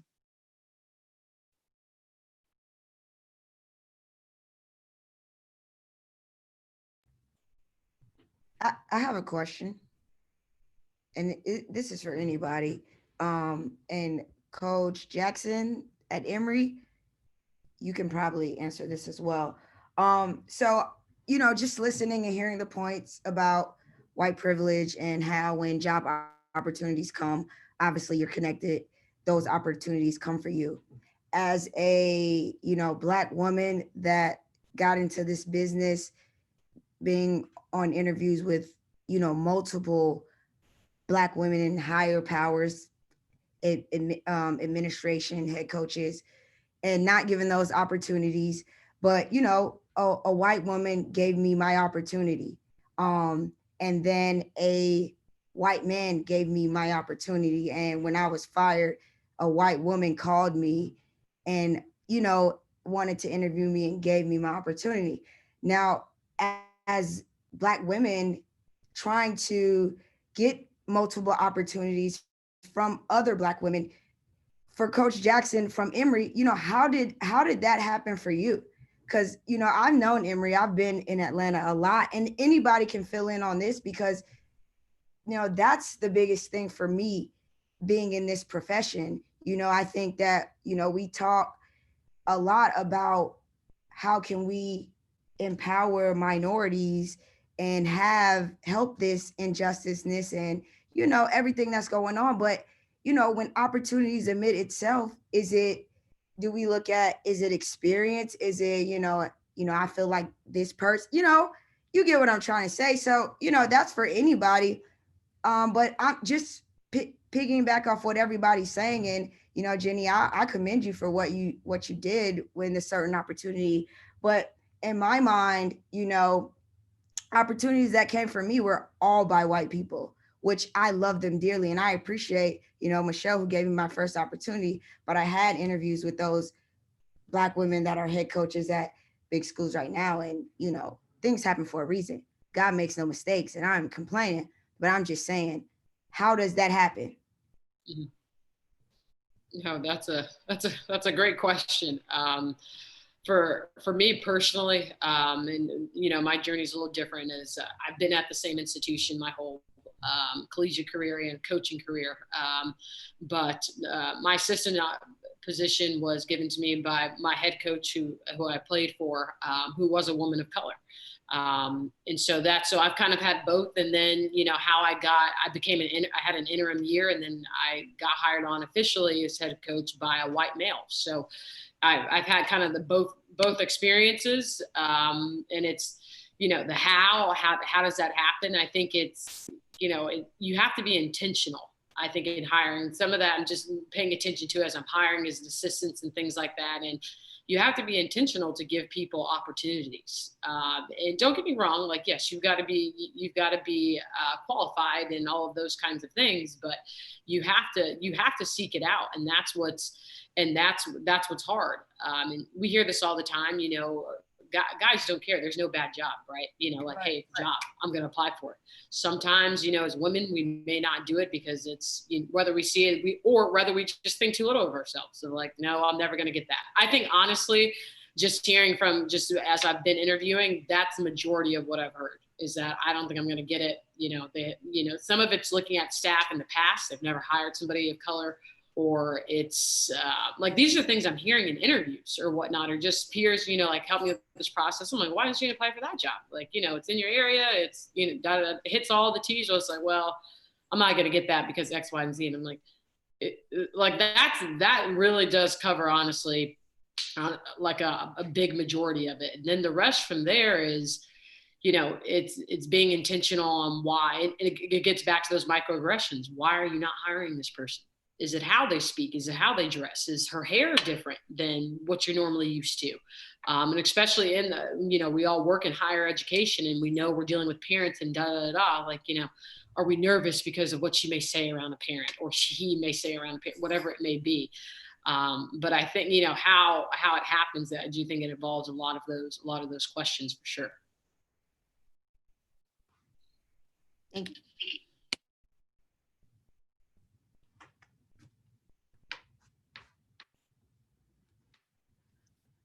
Coach Johnson, if you want to kind of hit on, and anybody else as well, in past conversations, we spoke about your faith, and that's a big thing. And just in future thinking, how your faith kind of impacts the way you walk in these conversations, the way you lead in your environment. Yeah, first I want to say my dog is eating. And so if you hear munching, that's her, not me, I promise. But yeah, I think, you know, for me, this experience has been challenging in a lot of ways. It's been eye-opening. It's been strengthening in my faith. I'll be transparent and say that I've definitely had some moments of questioning God in terms of, you know, why would you allow this to happen? Why is this still happening, and things like that. And so it's been challenging in that aspect, but at the same time, it's been very strengthening for me. Something that I've always tried to live by, and especially now, is making prayer my first choice and not my last resort. And so here I am, constantly being put in positions with my athletes, with other people, having these conversations. And, you know, my first instinct as a believer, yes, is prayer. And I'm not ashamed to say that. A lot of people see that as passive, but it's not, you know what I mean? And so that's probably been the biggest thing for me, is, like I said, about prayer. But I've had to check myself, like I said, because oftentimes I'm hearing things, I'm seeing things, and I'm human too. I react too. I get on TNN and I see a video and I scroll through the comments, and, you know, it's nothing but hatred and evil and all that. And I have to check myself and fix myself first, because I can't change what I become, you know? So here I am trying to change evil and the hatred that's rooted in people. And my first response is the same back to them. Now, when I say that, you know, that's rooted in people, that's the issue that we have here. You know, this is not I've said this before, I think in our last one, this is not a political issue. This is not a class issue. This is a heart issue. It's at the heart of our country. And it's also a part of the heart. It's part of the heart of its people. And, you know, I can appeal to your mind. You know, I can change your mind on certain things, but I cannot change your heart. And I only know one who can do that. And so that's when I say it's been strengthening, you know, in the same token, that's what I mean. I can't do that by myself. You know, it's been a lot of prayer for wisdom. You know, wisdom is the understanding, knowing what to do. So many of these situations, you know, conversations, I don't know what to do, but that's what I'm praying for. Now, again, people, you know, say that's passive, whatever. And I feel that, you know, but I can be about action while I pray. You know what I mean? I can vote while I pray. I can protest while I pray. I can have these conversations while I pray, you know? So it's not a passive thing. It's just, that's my first choice. That's my first resort, you know. Proverbs 3, 5, and 6 has been coming to me a lot lately. You know, trust in the Lord in all your heart and all your ways, acknowledge him, and he will direct your path.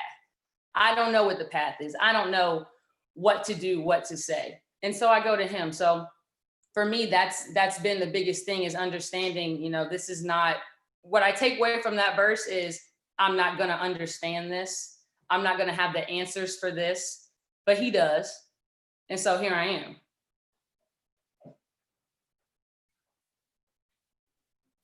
That's huge. Thank you so much, Coach, for sharing that. We do want to open up just a few questions, if that is okay with you guys. Totally understand if people with time and things like that. But Coach Quigley, I know you had a really great question. So if you want to go ahead and unmute yourself and ask yours, we'll just do a couple more after this.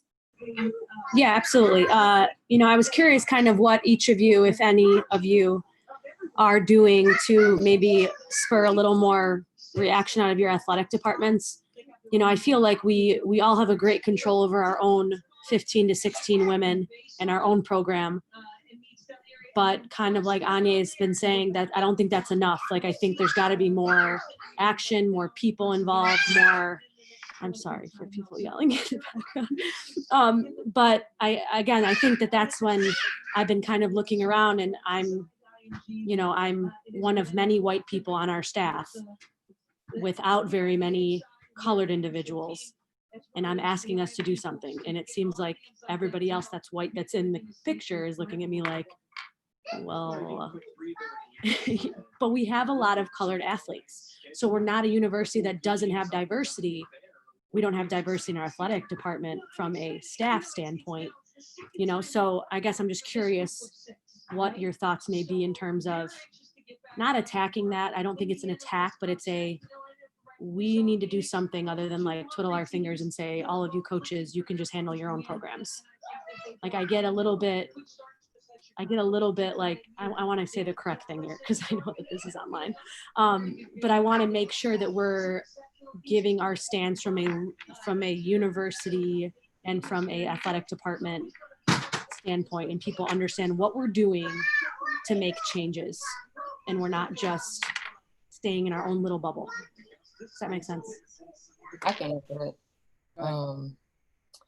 So one thing you can do is, let them know that student athletes, if things aren't being done, there will be no athletic department. There will be no student athletes coming to play for your program, because that's what the student athletes want. Like I said, when they come on campus, when they're looking at your school, they want to know what you're doing. So one thing that you could do is, like, I don't know if when student athletes make statements, like, for example, somebody made a statement that they was leaving Liberty University because of what was going on. It was a student athlete. If you see something like that on social media, screenshot it, be like, hey, administrator, look, check this out. Somebody, it was a all the student athletes, they saying, you know, they starting to go to HBCUs now. Nothing wrong with that at all. I definitely support it. But you see, hey, you know, there's a screenshot of Sinnott to them. Hey, there's going to be a shift in recruiting if we don't do something about it.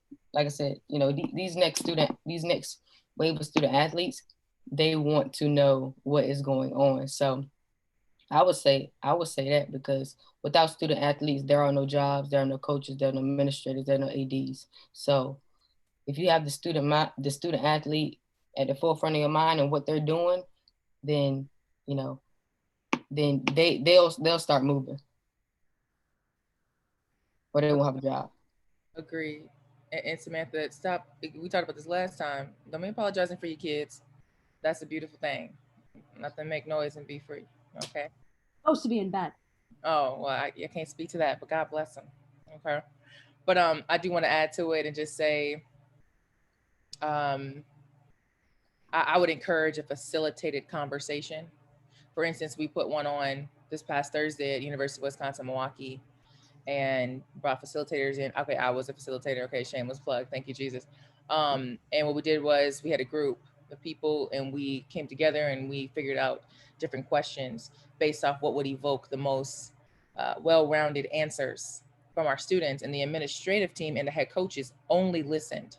We used Zoom. We had breakout sessions. We had 3 questions where we spent 12 to 18 to 15 minutes in each. And in between those, we had an 8 to 10 minute breakdown of what each group talked about. And the administrative teams were in those breakout rooms. And obviously, when we all came back together, they got to hear everything, but they also got to hear the intimate details within the smaller groups that they were in. It was pretty powerful. Doing another conversation with the administrative team about this August 6th, so we can break down what it is and what it looks like.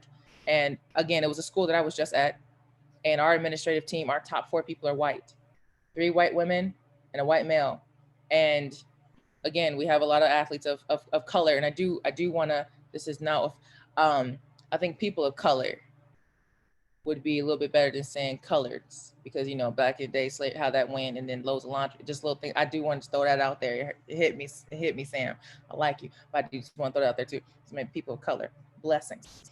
But having a facilitated conversation where then it's, in essence, you're doing exactly what Coach, would you, that just went before me. I'm sorry, I can't even see what it is. Girl, thank you. I almost messed it up. Thank you, Jesus. Jhasmine, what she just said, in essence, you're getting to hear the voices of the students. And that's all students. We, not only did we have African-American students on the call, Black students on the call, but we also had other represented groups. And it was very needed, very much needed. So I would suggest something like that.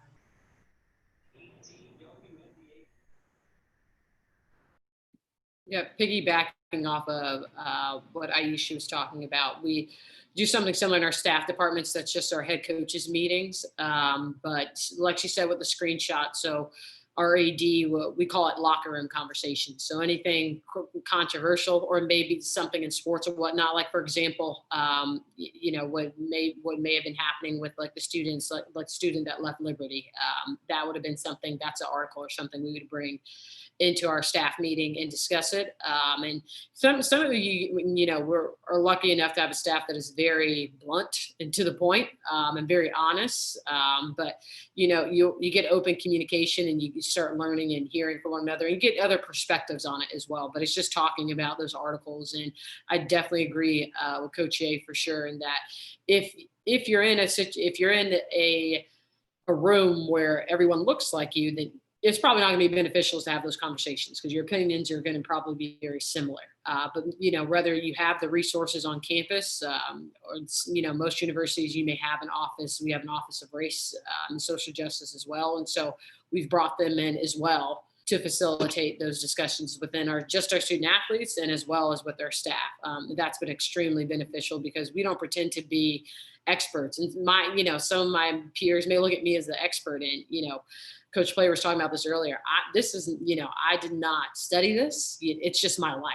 So I don't know. I can do as best I can to share my experience, but I can't teach you how to experience that, if that makes sense.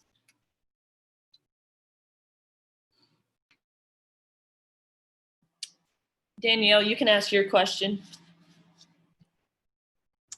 I just had a question for anybody who would like to answer to just help me out a bit. I'm at a school where I'm the only Black woman in my whole athletic department. I'm the only Black coach on my entire team, and there are no Black players. I have the Tongan, and that's the most diversity that I have.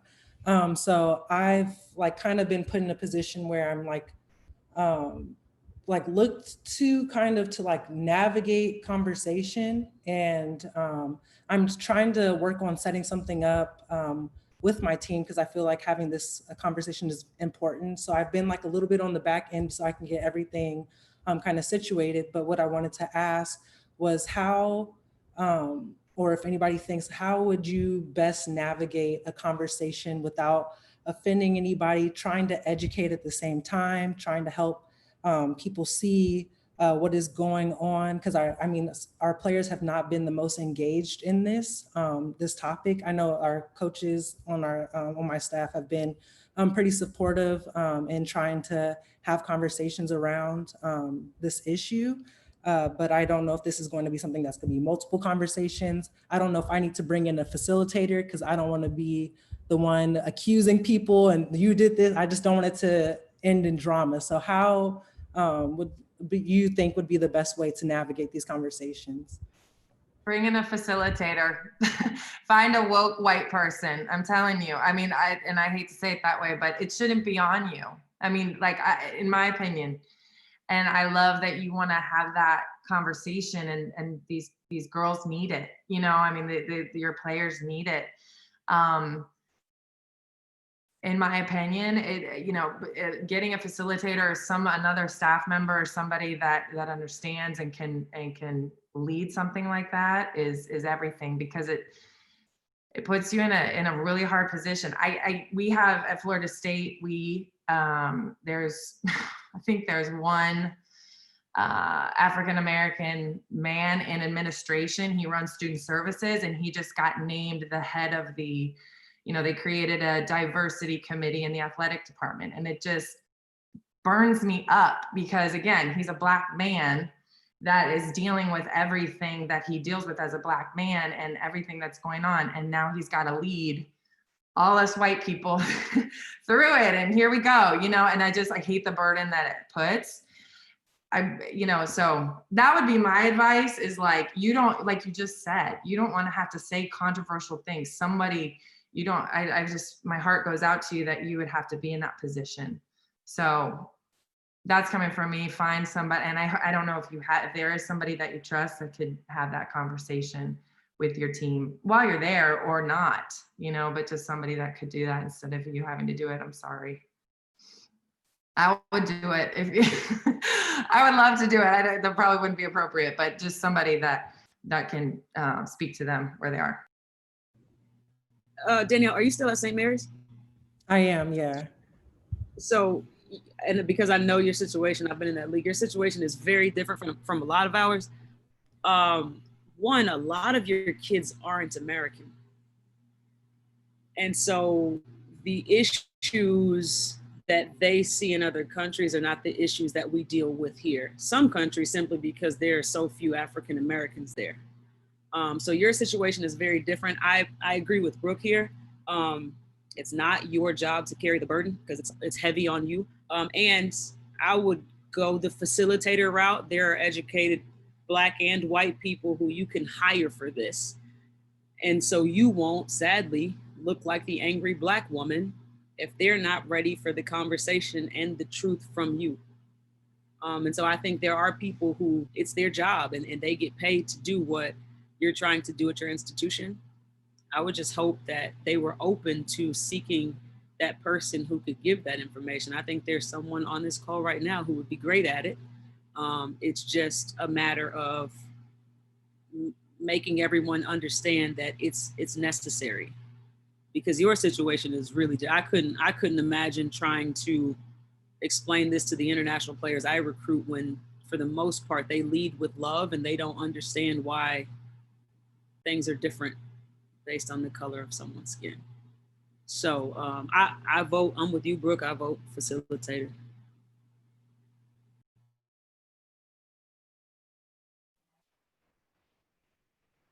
All right, we will pick one more viewer question. Lauren, you can go ahead and ask yours.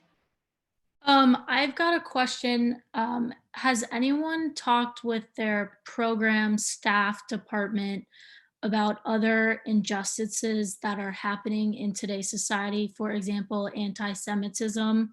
There's been some anti-Semitic remarks from NFL players, Nick Cannon, some other celebrities. So I was just wondering if you guys have spoken about it. Have you heard about it? I personally talked to our players about it a little bit. Some didn't know what anti-Semitism was, so it was just more educating on that, what it was, how it came about, and how it's still prevalent in today's society.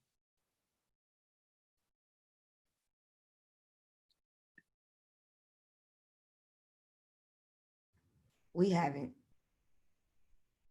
Or do you even, do people know what I'm talking about? No, I don't. I know what happened with Nick Cannon and what he said because I'm a fan and I know how, you know, the Black community kind of, as they say, canceled him. To our kids, they have no clue. Like they have no clue about anything. And I've read and saw what he said, but it's like they have no clue. Not saying that it's not important, right? But they have no clue. And in that situation, it's like you pick your battles. You know, it sucks to say, but like right now, it's like we're here, so we just haven't even talked about it, and I'm not sure if anybody knows about it. I mean, I've heard about it, but no, I haven't. We haven't talked about it at all. But I will say this: as a Black woman, I'm trying to stay focused on the task at hand. One thing that Black people have is our gift and is our curse, right? So we know what it's like to be oppressed. So if somebody else is hurting, we're gonna forget about ourselves and we're gonna go help the other community, whoever it might be, right? And we don't stay focused on the task at hand. So I'm hoping that we use this moment, this Black Lives Matter movement moment, to continue to stay focused, because if we always picking somebody else up, we not gonna get, we not even seen as equal. You know, like we're not seen as equal. So that's the habit that we tend to do. We tend to focus on other things, but we want to stay focused on the task at hand. And that's not to say that's not important at all, but that's just what we do as a culture. We love to help others when we're not getting helped ourselves. I'm gonna add on just a little bit to that, what Ish just said. That doesn't invalidate you, Lauren, and what you're saying, and what you're sharing with your players. I commend you for doing that. And I will honestly encourage you, because I think another part of this, again, we're all allies. I know that because we're all here. And so we all feel a certain way towards all these things. And someone spoke on it earlier about how we have this information, and Anya, I think you were saying it, we have this information and we're not represented everywhere. Lauren, maybe this is the calling for you. Maybe this is why you are where you are and why you feel how you feel about this, to now bring this awareness to your players. You know what I mean? Mm-hmm. Maybe this is why you are called to that place for such a time as this. Okay, I'm hitting y'all with a little bit of Bible. But anyways, and again, I may not feel it, maybe because I don't see myself in it. And so it's on you now to hit me with some realness and to tell us and to educate us on what you're speaking about. So again, we're saying that, you know, we haven't experienced it. We're not 100% sure on the topic, but you are. And so I would just encourage you to keep fighting the good fight and doing what you're doing, educating yourself and educating your players. Because I think I guarantee you're put in that place that you are right now to do just that. Appreciate that. Mm-hmm. Good name, by the way.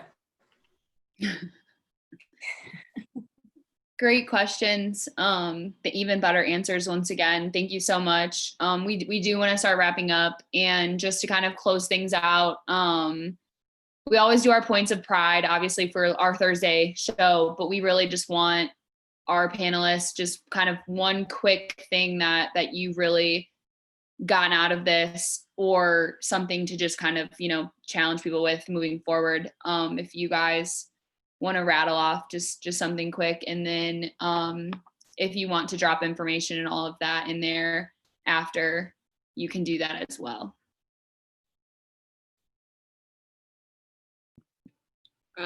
Again, thanks again, Ashton and Erin, for having me on, and for all the rest of the panelists. I've learned so much in just 2 hours, and for participants as well. But I'd say just hopefully hearing from this, ask questions, ask for help. That's, just learning, like you're not both parties, whether you're an ally or you're the oppressed, either way, however you want to look at it, you're not supposed to have all of the answers. You have the resources, but you're not supposed to know everything. So ask, seek out, ask. If you don't know, ask someone else. Hopefully you found somebody on this call today. But I think asking questions and asking the right questions are so, it's looked down upon, is skipped over so much, but it's the smallest and it's the easiest thing to do. But thank you again, everyone. This has been awesome.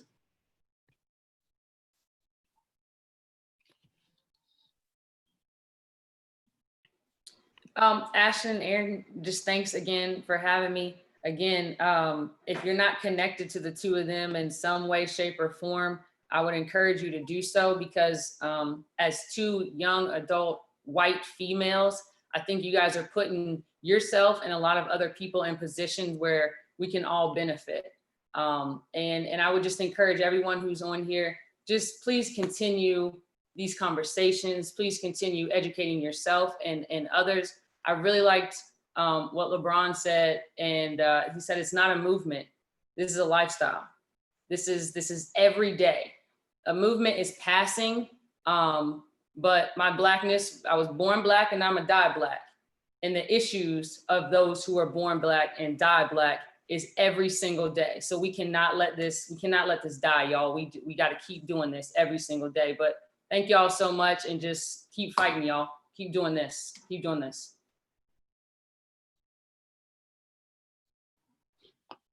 I think one thing I took away from this conversation with the panelists, we all presented some good opinions and good views of what we can do better and what we can change. Meet our players where they're at is probably one of the biggest takeaways that I've gotten from this, as well as what did it take for us to get through our trauma so that we can help our players. Because a lot of times we battle things and haven't dealt with things, so we can't help our players until we figure out how we deal with our own trauma and give those tools to our players as mentors and as role models that we seek to be. I just want to thank Ashton for inviting me for this, and Erin for putting this on. Very thankful and appreciative to be a part of this panel. Yep, I'll go next. Ashton, Erin. I usually tweet this a lot: stand for something or fall for anything. And you both stand for something, and I appreciate it. I appreciate everybody on the panel. I've learned so much. I'm very observant. I like to listen a lot, and I appreciate the different opinions, the perspectives, and everybody's transparency. Thank you guys so much. And as you know, I hope that we can continue this, and I'll continue to follow you all via social media, and just checking out different things, and just learning and reaching out and asking questions of how I can be better at certain things. So thank you guys so much. Ash, see you every day. I didn't know you were doing something so special. Both Ash and Erin, I really appreciate having, being here tonight and speaking with you guys. I learned a lot. I think the biggest quote, I was going to throw it on Twitter before Jenny even finished her sentence, but hiring white women is no longer diversity. I hadn't heard that. And I think a lot of administrative people in athletics and administrators, period, really think that's diversity. And It meant a lot coming from you, Jenny, because I hadn't even heard it, but it's not anymore. It wasn't then and it isn't now. We know the statistics of Black women in power in this business, especially when you compare it to the Black players that we are coaching. But I think that was one of the biggest takeaways I heard tonight. Just as an ally, Jenny, that was huge. I just want to thank you guys for being willing to let me even share that and just talk about it. Because again, I'm in a place of privilege where I can even talk about a job in that way or turn down a job and suggest a diverse hire, which yes, it is hard, but I'm still in a place of privilege where I can take a step back and look at that and analyze it and make a decision from that point of view. But one of the biggest things I picked up from all of you is lasting change and sustaining this momentum and keeping things going, because I mean, we've all touched on it in one form or another. Like, this is not just right now. And for a lot of you, this has been your life. This has been the entire time in different waves and different ways, shapes and forms. And so I'm lucky to be able to hear from all of you, to listen to all of you. Please stay connected. Please reach out to me. I'll reach out to you probably. Lauren Johnson, I was like, oh my gosh, I need to connect with this woman. But again, all of you, I'm just grateful to learn and listen from you guys, and lucky and grateful. Erin and Ashton, you two are the best. And thank you guys for everything.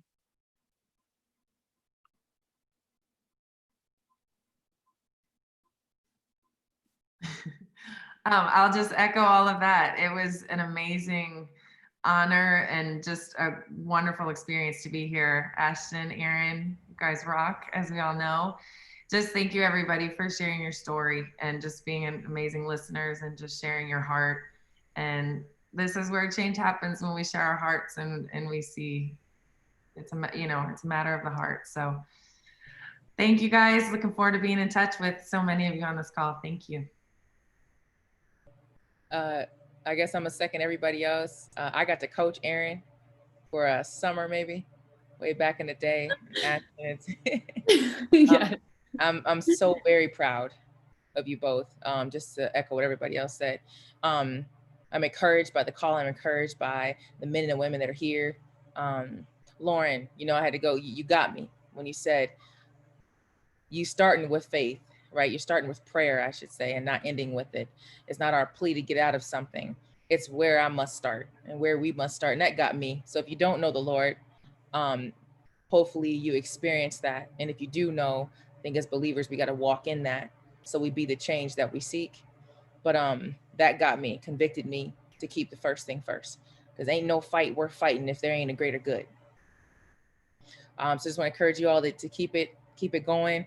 Folks didn't put their email addresses in here. Let's hit each other up. Let's not just say, let's stay connected. Let's do it. All right. And y'all take care. I hope to see you soon. Like she just said, get right with God. Hey, for real. Putting prayer first has been something that I've recently started. I like to take action, just go. But, taking that moment to pray and just, that has been something I recently started doing, and it's been working wonders on my mind and everything. But I want to say, thank you all for listening to this conversation. Thank you, Erin and Ashton. I appreciate your courage for putting this on. And courage is something that I want, everybody to think about as well. You gotta remember, we serving student athletes, and yeah, these conversations, they might be uncomfortable, they might be hard, but when you have responsibility to serve somebody, you got to find the courage.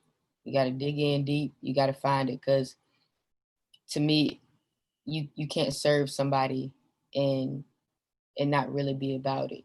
To me, that's just disrespectful to the people that you're serving. So, thank you again. Thank you everybody for listening, and let's find the courage.